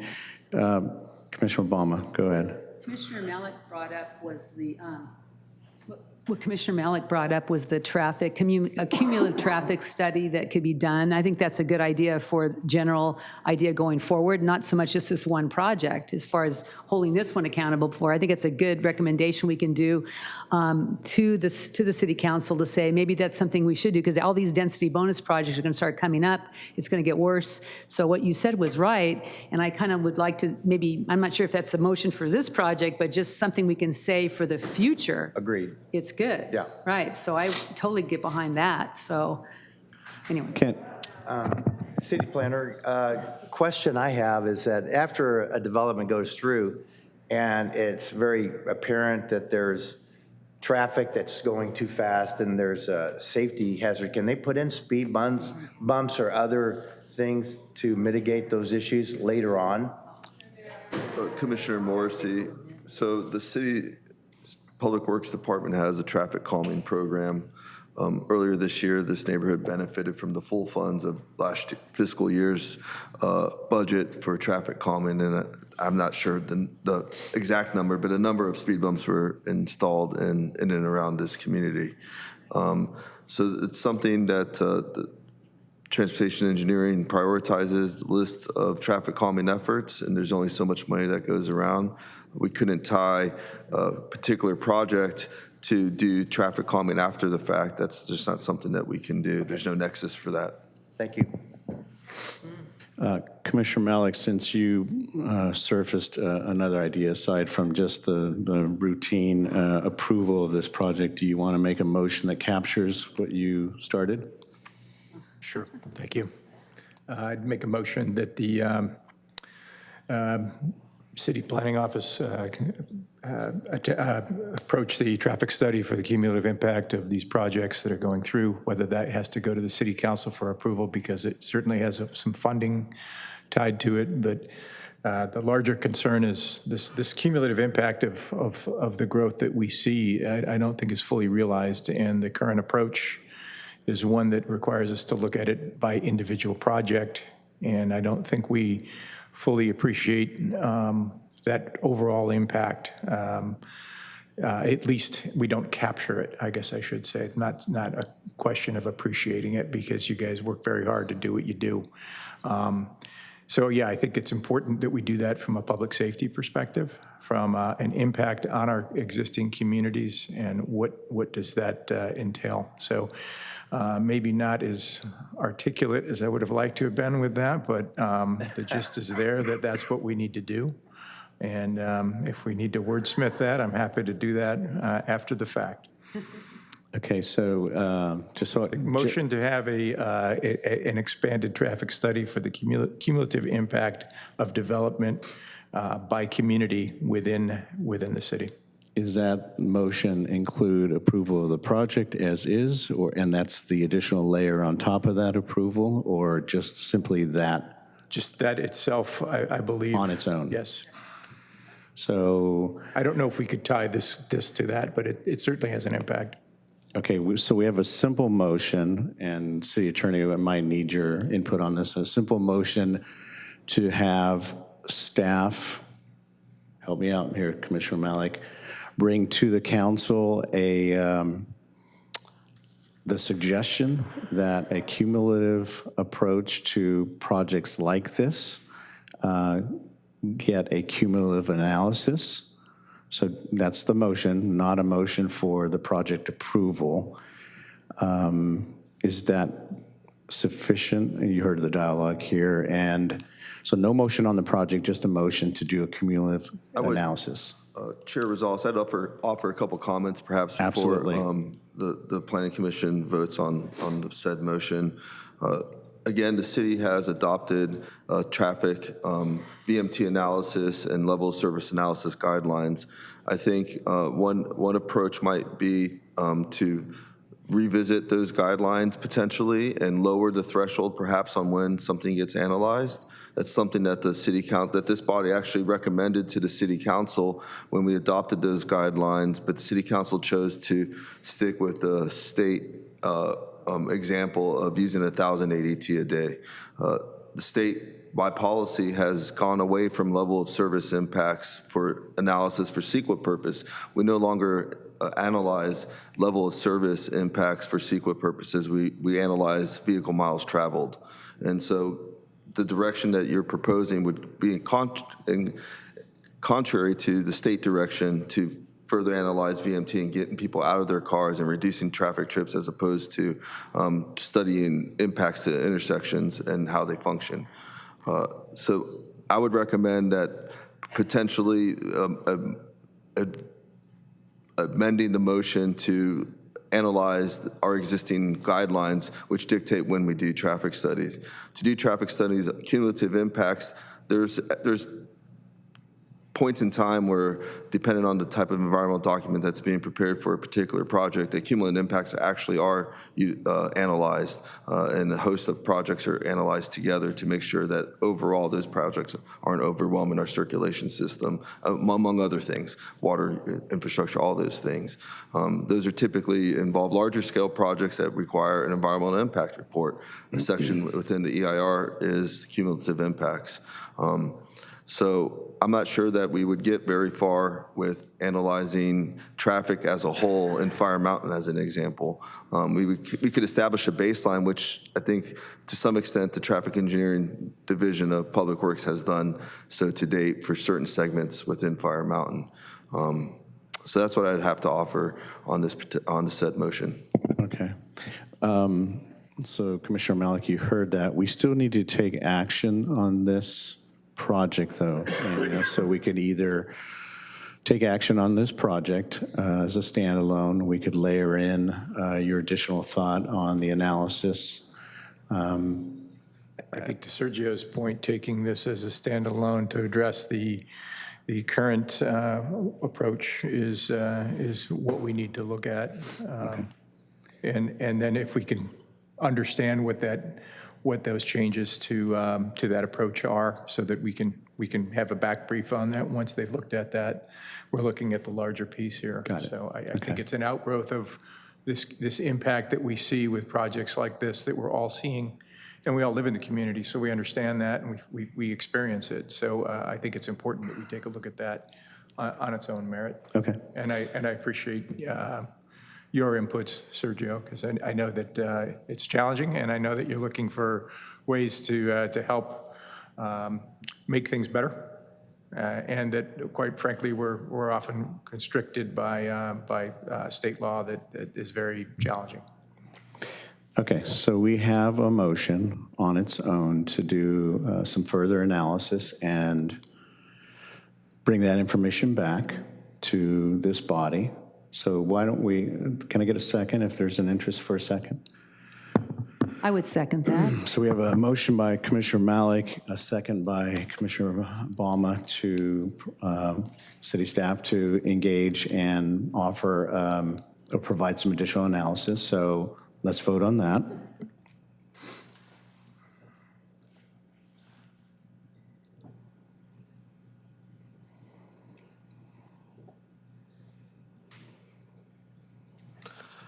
Let the record show that the motion passes 5-1 with Commissioner Morrissey voting no. Okay, and then we still need to take action on the item itself because it is a public hearing. It's an item before us. So I'll make a motion. we have a motion by Vice Chair Morrissey. What is your motion? To agree with staff recommendation to confirm issuance of a CEQA Guidelines Article 19, Section 15332, infill development project, and approve tentative track map T227, development plan D2218, density bonus 22-9 by adopting Planning Commission Resolution Number 2023-P20 with findings and conditions of approval attached herein. Thank you. We have a motion by Vice Chair Morrissey. Second? I would second that, and just kind of reinstate basically the reasons why is because we saw a project last time that was terribly designed, and it was nothing like this one. This one, I mean, they're all going to be like this, but at least this one has decent setbacks, provides parking, has taken a very good care of the stormwater because what's there now is nothing, and I've experienced that with Luke. So I know that what they're doing is much better for that. They are going to provide solar panels, which some of you guys were concerned with, but it's much better designed than the one we pushed back on last time. And so there are going to be more of these, and maybe the traffic study will help, but we can't fight the state. The state is something that we all have to do by politically voting. So maybe next time think about that. So Okay, we have a motion by Vice Chair, we have a motion by Vice Chair Morrissey and a second by Commissioner Balma. I think I've said my piece already, so let's go ahead and vote.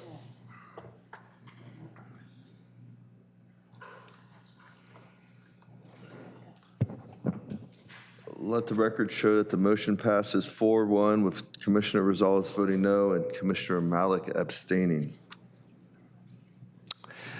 Thank you for your participation. We're going to go on to our next item, item 5.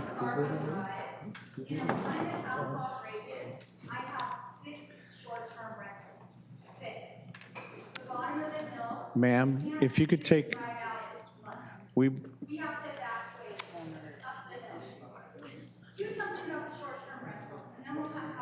for your participation. Thank you for your participation. We're going to take item 5 now.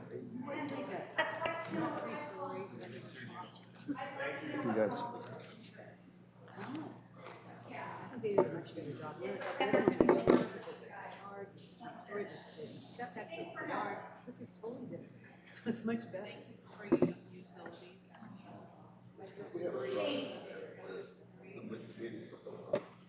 But the city can step up. The city can require undergrounding utilities. The city can step up and do that. Thank you.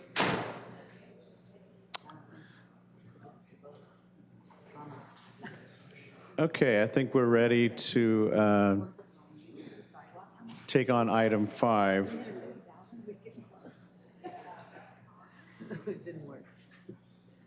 All right. Moving on, item 5 under discussion items is an update on Brother Benno's. Shannon Vitale is going to provide that update. Shannon?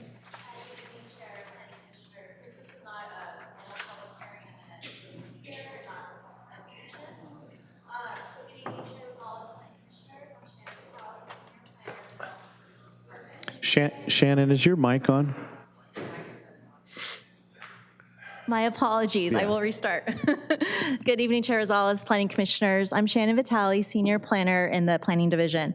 I'm here tonight to provide an update on the Brother Benno's facility located in the Oceanside Industrial Park. As you may recall, on May 22nd, staff provided an update to the Planning Commission on the Brother Benno's conditional use permit. During this meeting, the Oceanside Police Department recommended 4 measures to be included in the existing CUP.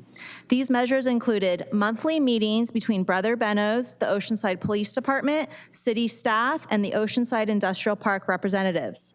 They also recommended a requirement for Brother Benno's to contract with a security company to provide patrol of the area daily between 5 a.m. and 7 p.m., and a requirement for Brother Benno's to hire a sanitation worker to be on site daily until 7 p.m.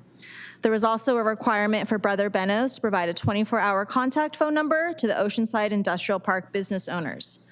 On June 26th, staff returned to the Planning Commission to provide another update on Brother Benno's and the impacts the facility was having on the surrounding businesses in the industrial park.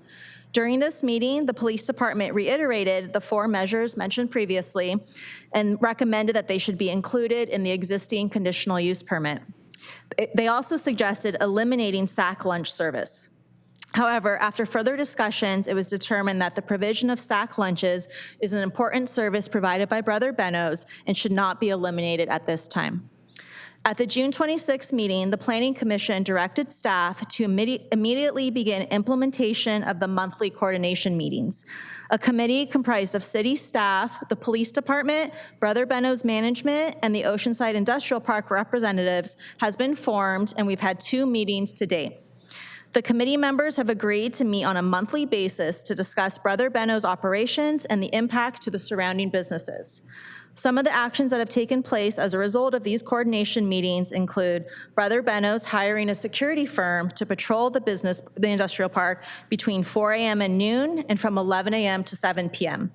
Brother Benno's also hired additional sanitation workers to assist with trash cleanup from 4 a.m. to 6 a.m. and from 5 p.m. to 7 p.m. Brother Benno's submitted their security and management plan for review by the Chief of Police. The Oceanside Industrial Park added additional lighting and security cameras. And there's also a plan that was established for the Oceanside Industrial Park to work with the city traffic engineer to impose parking restrictions on certain streets within the industrial park. Brother Benno's agreed that they would also be amenable to prohibiting parking from 7 p.m. to 5 a.m. to help with some of the issues with overnight vehicles in the park.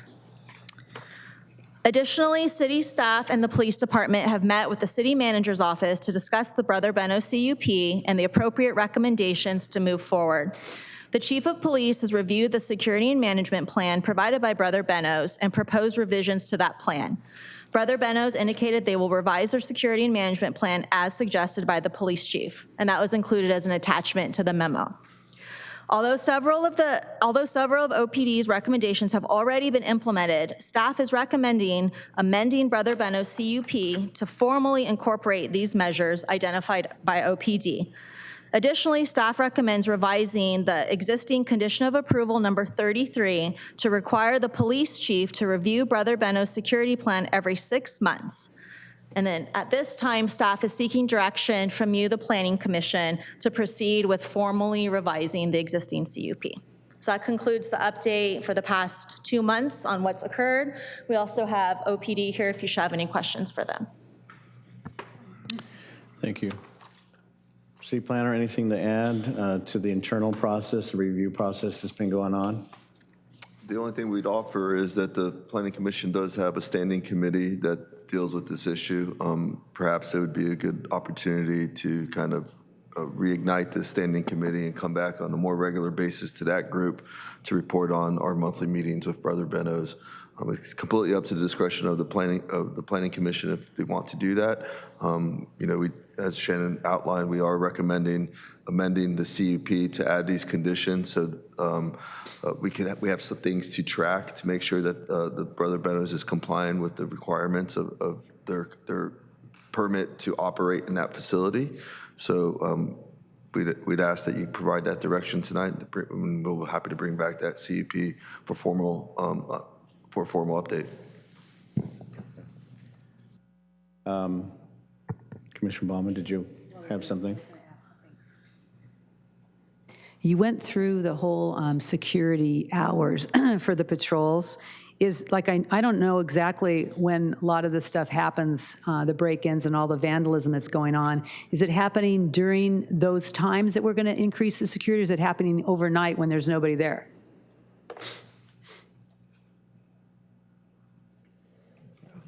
Thank you, Commissioner Ballmer, commissioners. The activity happens at random times. We can't pinpoint exactly when it happens, but we do know that those individuals do essentially reside in the area overnight. So when the business owners arrive in the morning, that's usually when they Find the problems. Find the problem, Yeah, yes. right. If I could follow up on that, so was there thought given to having 24-hour security as opposed to the two different blocks of time? And does that security, is it just within the area of Brother Benno's, or do they sweep the entire area? Because the emails I've seen appears that it's impacting businesses not exactly next to Brother Benno's, but a little bit further out. So if sweeps aren't being done then there in those areas, then I think things are being probably missed. Thank you for the question, Chair. So yes, it was considered to do 24 hours. However, in respect with Brother Benno's, they volunteered to pay for this service. So we wanted to be amenable to them as well. As it relates to the coverage, they do cover the industrial park itself, not just in front of Brother Benno's, or at least they're supposed to. Okay. The parking issue also, is that going to be 24 hours? Like you can't park overnight, or is just certain times you can't? Like, what was that parking thing? It was hard to, you did a great job though, Shannon. I just couldn't follow everything. Sorry. Commissioner Balma, Planning Commissioners, no, it would not be, the parking, if we get approval from all of the business owners and tenants, it's looking at the parking we prohibited from 7 p.m. to 5 a.m. So overnight, essentially, yeah. So that's street parking that would be prohibited? Commissioner Mallett, Commissioners, yes, that is correct. Okay, that was my question. Okay. Great. But one other question, if I go may. ahead. Has there been any change in incidents since these security measures have been implemented? Either up or down? So I would say to the naked eye, there was some improvement initially. I know recently it kind of reverted back, and I think it's because we did some cleanup in the neighboring industrial park, and I think a lot of those individuals relocated near the Brother Benno's area. Squeezing the balloon. Yeah. Thanks.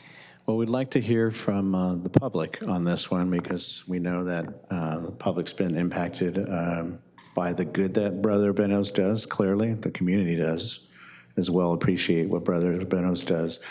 But then the property owners and those that have businesses in the area, we'd like to hear from them as well and get their input before we move this forward. So do we have slips?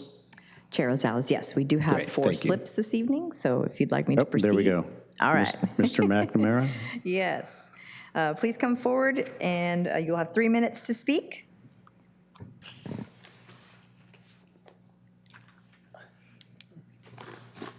Good evening, Commissioners. My name is Paul McNamara. I'm here to, for several reasons. One is to introduce myself. I'm the new Executive Director for Brother Benno's.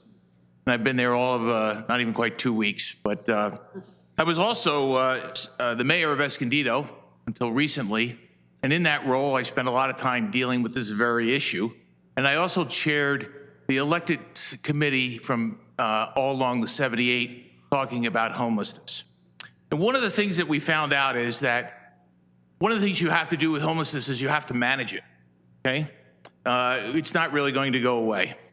And Brother Benno's, and I hope you're all very proud of them, for 40 years, have been really making a contribution to the community by taking care of literally changing lives, right? As well as saving lives with their addiction programs and in saving those who are the working poor from becoming homeless. And so what we found out, though, is, and then I'm talking about collectively the elected officials and city staff, is that you have to work in partnership, okay? And you want to be good neighbors. And I think we demonstrated by the hiring of the security and other things that we do listen, right? And that we've taken aggressive action. But I would also say that it's not, that's not just the only thing. We need to have, I believe, a stronger partnership with the City of Oceanside. And the other thing that we learned is that there are strategies that we can discuss that business owners can use to help prevent some of the rogue things that you see some of the homeless do in their when they're going over to businesses. And we've found this not just in Escondido, but in all the 78 cities. As our former police chief used to say, you can't arrest the problem away, right? You can't. There's not enough. And we did this, we were aggressive with this all during COVID, and I'm sure you were all around that enforcement was, I'll use the word challenging at best. You agree with that, Captain? Yeah, it was very challenging.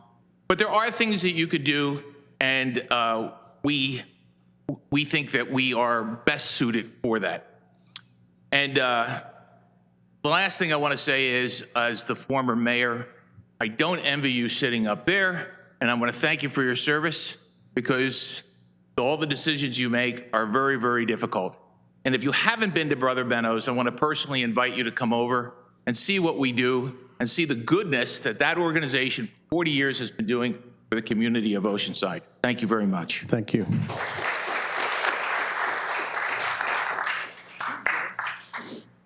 Mr. Meyer.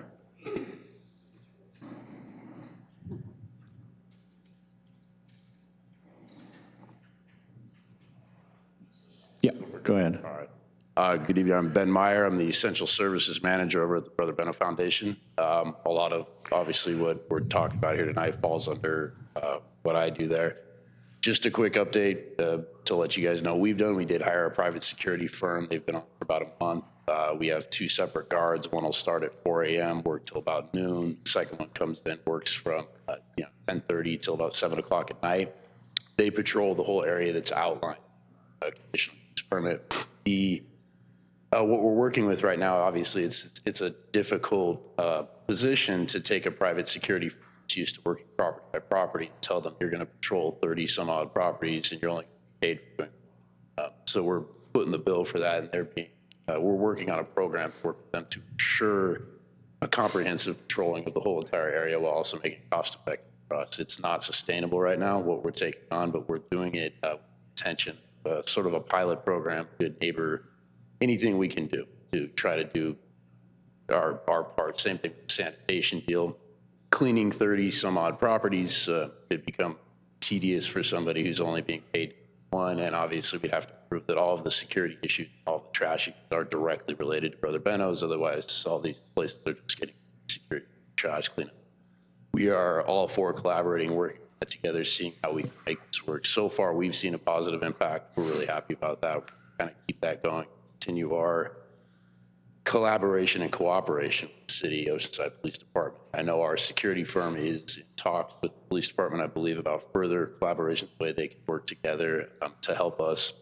I will say this morning I went out on my normal patrols that I go out with, just to contact everybody. I contacted 7 individuals that were loitering in the park. 6 of them have been 86 from services for well over a year plus, and those same 6 are the same 6 that were in the same photographs that have been submitted over the last 6 months. So we have the same group of about a dozen individuals who are able to just hang out there, I guess, for years on end. I don't know. I know we can't arrest our way out of it. I don't know what the answer is to that very small group. We continue to have hundreds of new people signing up for services that don't loiter in the park. They observe services and leave respectfully. I don't know how to handle that small group. I do have a sneaking suspicion if a tent popped up in one of your front yards or something when you came home tonight and somebody was camped out in your yard shooting up methamphetamine, it wouldn't last 6 months, I would guess. I don't know how we can apply that same type of logic to what we're doing, but we could use all the help we can get from the city and from the police department to address that issue. Any help we can get, we're willing to do our part and keep it showing. So for our 40 years of service, we hope it's some help, some collaboration from Business Park, from the police department. So that's all I got. Thank you, Ben.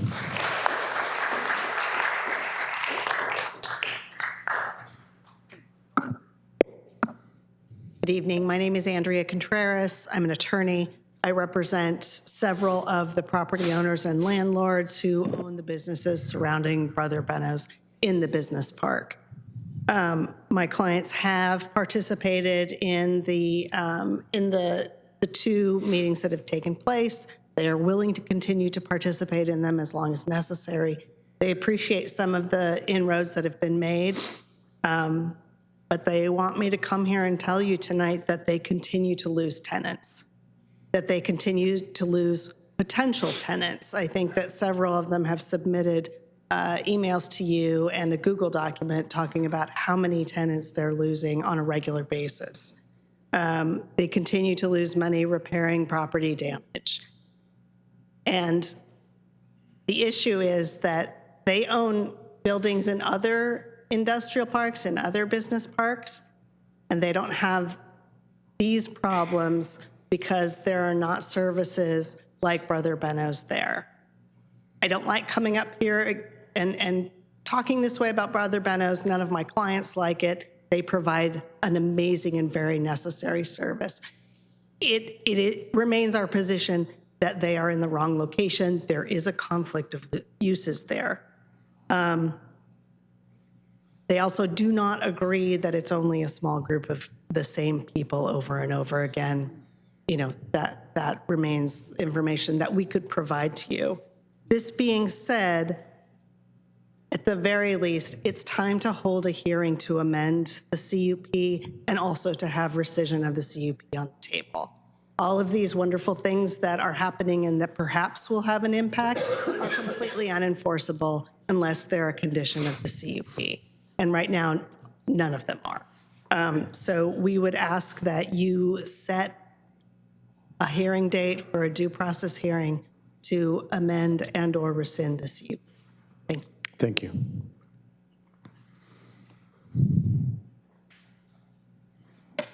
Honorable Chair, members of the Planning Commission, Marco Gonzalez. I sometimes provide pro bono services to Brother Benno's on legal matters, including in the past legal matters with this. But I'm going to speak to you tonight on behalf of myself as an individual, as an attorney, as someone whose family's been in this city for almost as many, or for a couple more decades than Brother Benno's, but for a time as a neighbor of Brother Benno's. You're all representatives of the city, and frankly, you should be ashamed of your city. You come up here and you listen and you talk about enacting parking restrictions so that people who are down to living in their cars, not yet in a tent, but living in their cars, have no place to park their cars in this area. But who's advocating for a safe parking lot, like they did down in my hometown of Encinitas? Who in this city is saying, okay, we recognize that if we're going to do something about homelessness, we have to stop people from becoming homeless? I'll tell you who's doing it. It's not the city, it's the people of Brother Benno's.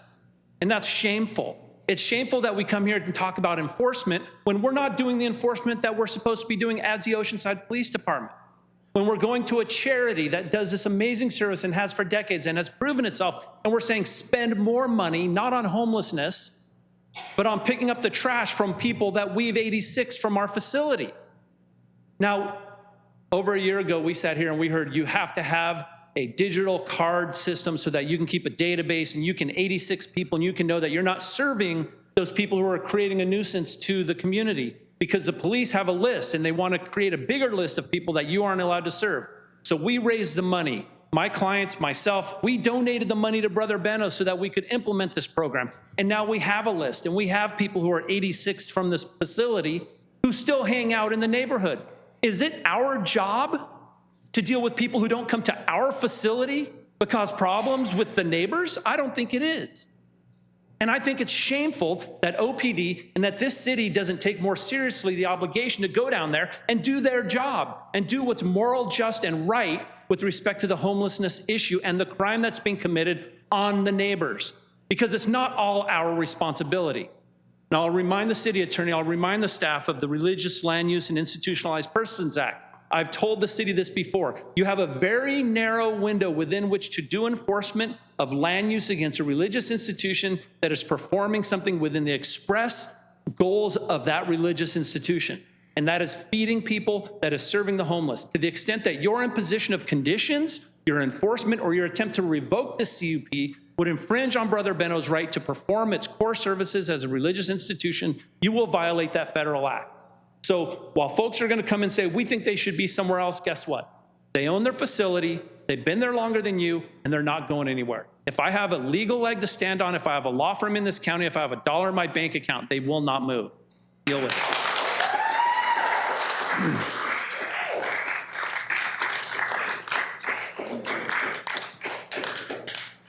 Any other speaker slips? That concludes our speakers.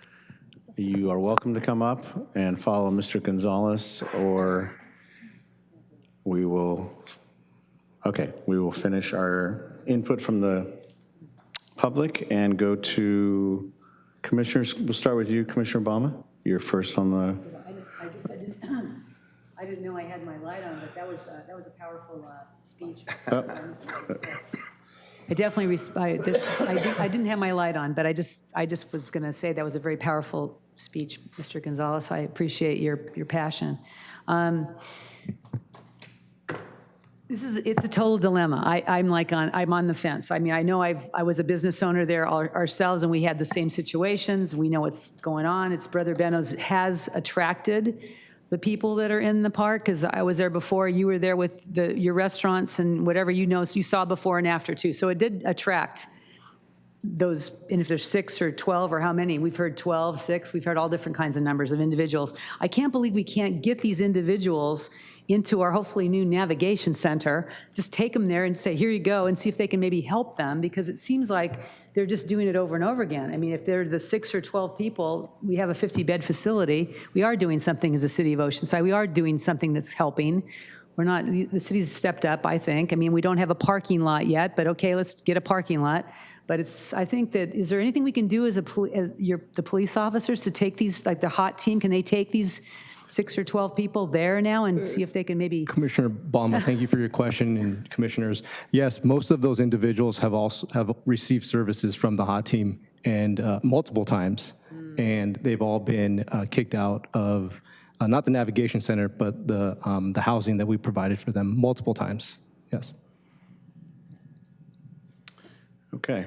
Well, this evening, we're being asked to consider again, this has been progressing for multiple years. I think we started talking about this pre-COVID, set up the ad hoc committee and so forth. So we're making progress, however you might look at it, on this side or that side. We're making progress in terms of holding Brother Benno's accountable for having a conditional use permit to operate there. So what's before us now is some additional edits to the CUP, which I think are reasonable, and they were brought forward through a lot of collaboration and dialogue with all the different stakeholders. So that's before us this evening. I think down the road, as we have been doing, we'll see how it goes. We'll get some additional information. And as requested by one of the speakers, maybe we do a hearing at some point to either add additional elements to the CUP or revoke the CUP, but we're not there this evening. What we are being asked to do is have staff, if we're agreeable to it, add these conditions to the CUP. and then let that marinate and see how those go. So anybody would like to make a motion? Vice Chair Morris says your light is lit up. Well, I think the most hope that I've heard tonight is that Mr. McNamara is taking over, because what I think is that the board, the management hasn't done their job at Brother Benno's, and it puts the situation the way it is today. And what I heard you say, it gives me hope, and I am going to be calling you very soon to work with you.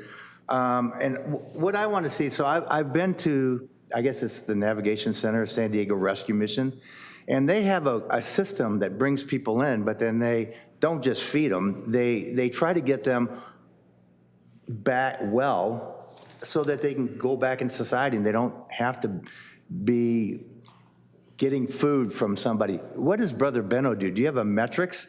Is it just feeding people? Can you collaborate with San Diego Rescue Mission or other 501c3s? That one thing it seems to me is that, in 20 years, this same situation has come up again and again and again. So in the past, it hasn't worked. Now, what's promising is that there are constructive things that are going to happen, and we'll see if things, get better. But the bottom line, what if they don't? So I'm definitely in favor of voting for this. But I have to say, I think, I've been out there a few times. Commissioner Baum and I went out there before one of the meetings when we addressed it a couple of months ago, when Chief Sadler addressed the dais. And it's the same thing. I mean, people were sleeping in the entryways into these properties. We interviewed a couple of the, we interviewed Service Master and the surf guy, and we heard stories that were just unbelievable. And so, Brother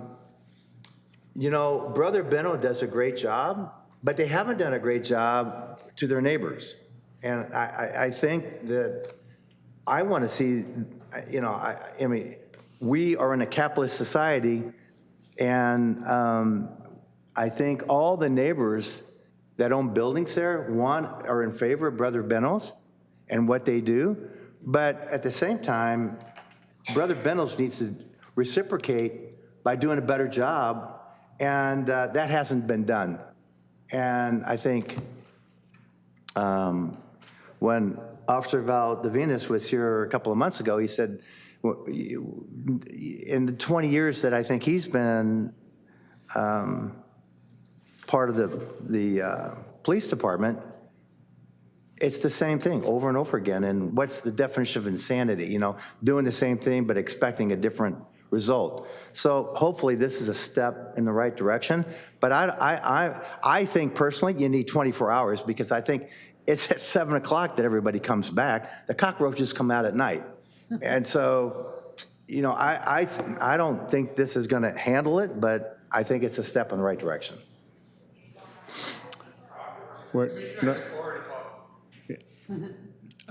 Commissioner Anthony.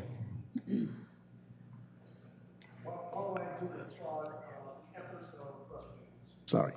Well, I do applaud the efforts of Brother Benno's. One of the things I have not seen is the business community collaborating as far as helping the cost of security, the cost of sanitation, because yes, these are the people that are out there, but you have your business. You got to clean your business. You got to protect your business.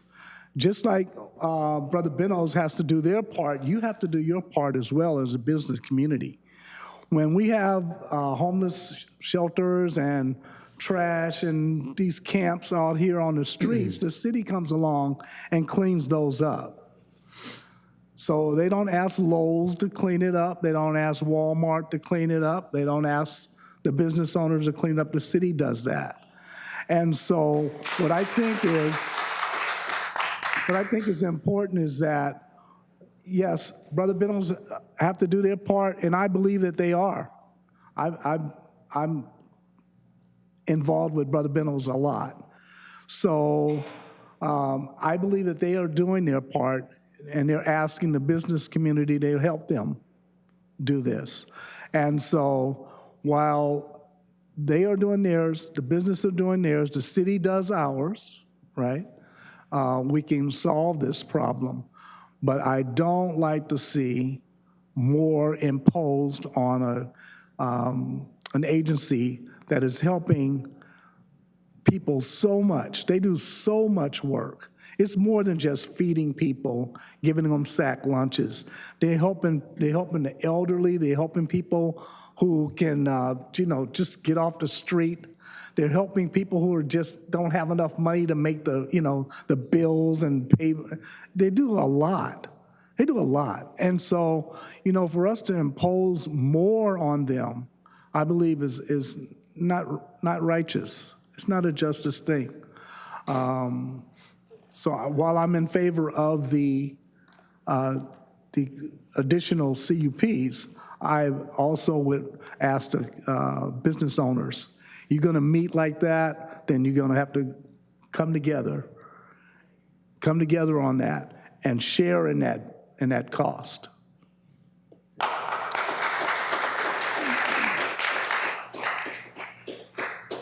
Okay, do you need a formal motion from the Planning Commission or a nod of heads to incorporate these and then agendize those add-ons at a public hearing?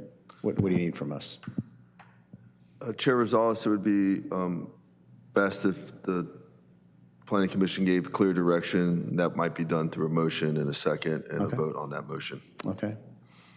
So you heard the testimony, you heard what we've been asked to do. If there's no other further dialogue, then I would ask the commissioners, one of the commissioners, to make a motion based on what's in front of us this evening. Mr. Morrissey, go ahead. Well, my motion would be to confirm staff's recommendations, but I would like to see if maybe this, maybe the city could pick up, and this is probably, it's not right, but I think there needs to be 24/7 there, and, according to Commissioner Anthony, we don't put it on Brother Benno, but put it on the city. I don't know. I think the city needs to have a parking lot where people can park at night. When I was out there a couple of weeks ago, people with RV vehicles are just going from one side of the park to the other side of the park, and it's a problem. So maybe if the city had a city property that they could have a boundary and some lights and, people could park at night, maybe that's a good thing. But I agree with what we have here. I'd like to see if we could do 24/7, but I don't know if that's appropriate. City planner, would that, we can't put it on the city to pay for the after hours, so. Vice Chair Morrissey, I think it's outside of the purview of this body to commit the city to anything other than updating the CUP that's in front of you. Okay. There's other city efforts that are dealing with addressing the issues related to homelessness. Okay. So I don't think that's this body. Well, to pick up on Vice Chair Morrissey's thought, though, prior to us actually approving the amended CUP, if there's going to be another meeting of the minds prior to, if you could agendize that thought to consider the 24-hour and who pays for that, and then bring it back to us either unchanged like it is this evening or that addition as part of that amended CUP. That I think that might be the path forward on this one. And then Chair looks- Rosales, yeah. Planning Commissioners, we do have our coordination meeting is scheduled for this Thursday. That's the next monthly meeting. Okay. So we can definitely add that to our agenda. Okay. All right, so my motion is that we approve staff and police and the recommendation that they put forward. Okay, so we have a motion to add these conditions to the CUP as proposed this evening, unchanged for the moment, and we'll see what you bring back to us. Can I get a second on that motion Can I ask a question first, please? before we have a? Yeah, With go that ahead. Thursday meeting, I know it's Brother Benno's OPD. Are the business park, so the owners of the businesses are represented there as well? Commissioner Mallett, Commissioners, yes, so our Just wanted to standing. confirm. I thought that was the case. I just wanted to confirm because we're asking to explore the possibility of a cost share for the security. So the And- team that we've established has representatives from the industrial park, Brother Benno, city staff, and OPD. Great. Thank you. So we have a motion as proposed. I was going to ask, I was going to second, but I'd also like to see if the maker of the motion would accept that we also add the safe parking lot idea, that you guys can start discussing that. As far as 24/7 security, also the safe parking lot could maybe be added into your discussions, because to restrict parking is what they're trying to do, is kind of harsh when there's no place to have these people park. Would it make sense, before we follow up on that thought, would it make sense to also agendize, just maybe as a discussion at the Thursday meeting? Yeah, The that's concept, okay. But you So said- not, you said- not carried through here as an addition, but just, if you could speak to that in your coordination meeting, like the possibility of that happening anywhere? So our. Chair Rosales and members of the Planning Commission, we could discuss that, but that's not really in the purview of I the understand. coordination meeting. We could discuss that, city staff can discuss that at a separate level, and we can That's report fine. back to this body what those discussions Some entailed. dialogue is going on somewhere Sure. about this. That's, I think, what we're asking. Okay. Great. So we have a motion to approve and a second. Any further discussion? If not, let's vote.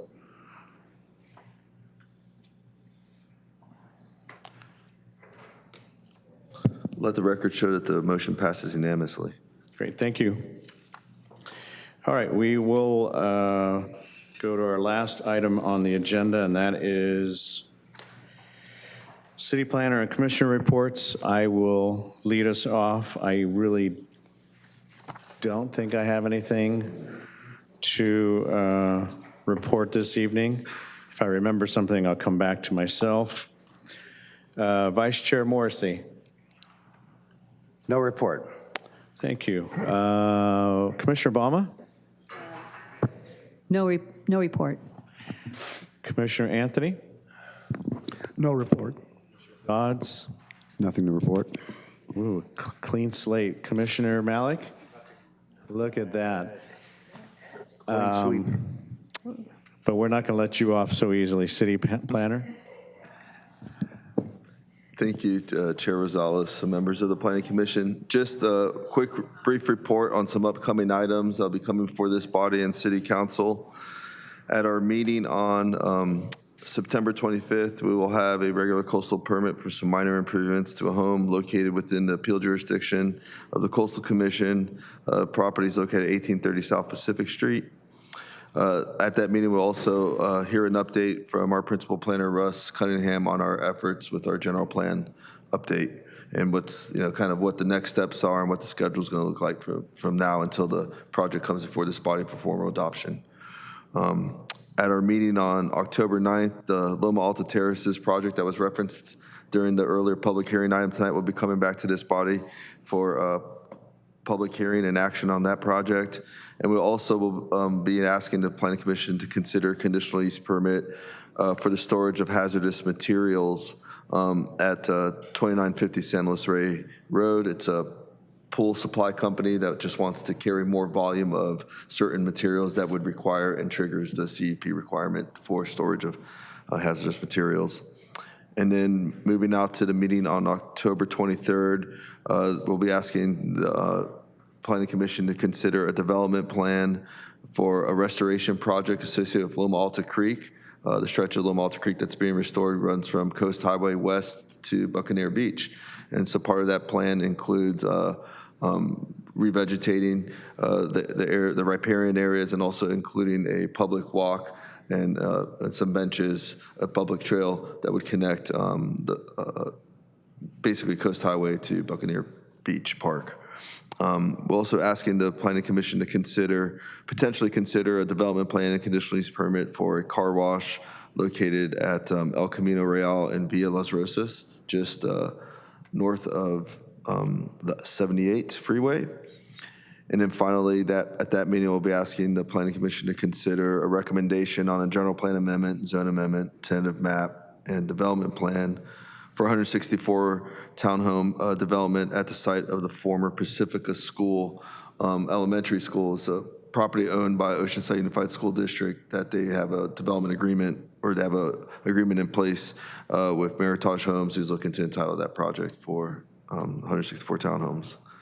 Moving out to City Council, the meeting on Wednesday, this coming Wednesday, again, we'll have a coastal permit that didn't come to this body because it's in the downtown district, but it's a new single-family home at 615 South Meyer Street. The City Council will also be considering a mixed-use development project here at just on the west side of Horn between Civic Center and Pierview Way, Sunsets 3.0, we call it. It's a 180-unit mixed-use development project. And finally, we'll be asking the City Council to readopt our conditionally certified housing element so we can submit it to HCD for final certification. At the meeting on September 27th, we'll be taking forward staff recommendations for cannabis retail facilities. In April, the City Council provided staff direction to explore the potential of adding storefront dispensaries. And so we formulated our recommendations over several months, and we'll be taking that forward to City Council. And then finally, at the meeting on October 18th, the City Council will be asked to consider two historic designations for two single-family homes, one at 431 South Nevada Street and the other one at 906 West Street. That concludes my report to the Planning Commission. All right. Thank you for that report. No further business. We're adjourned.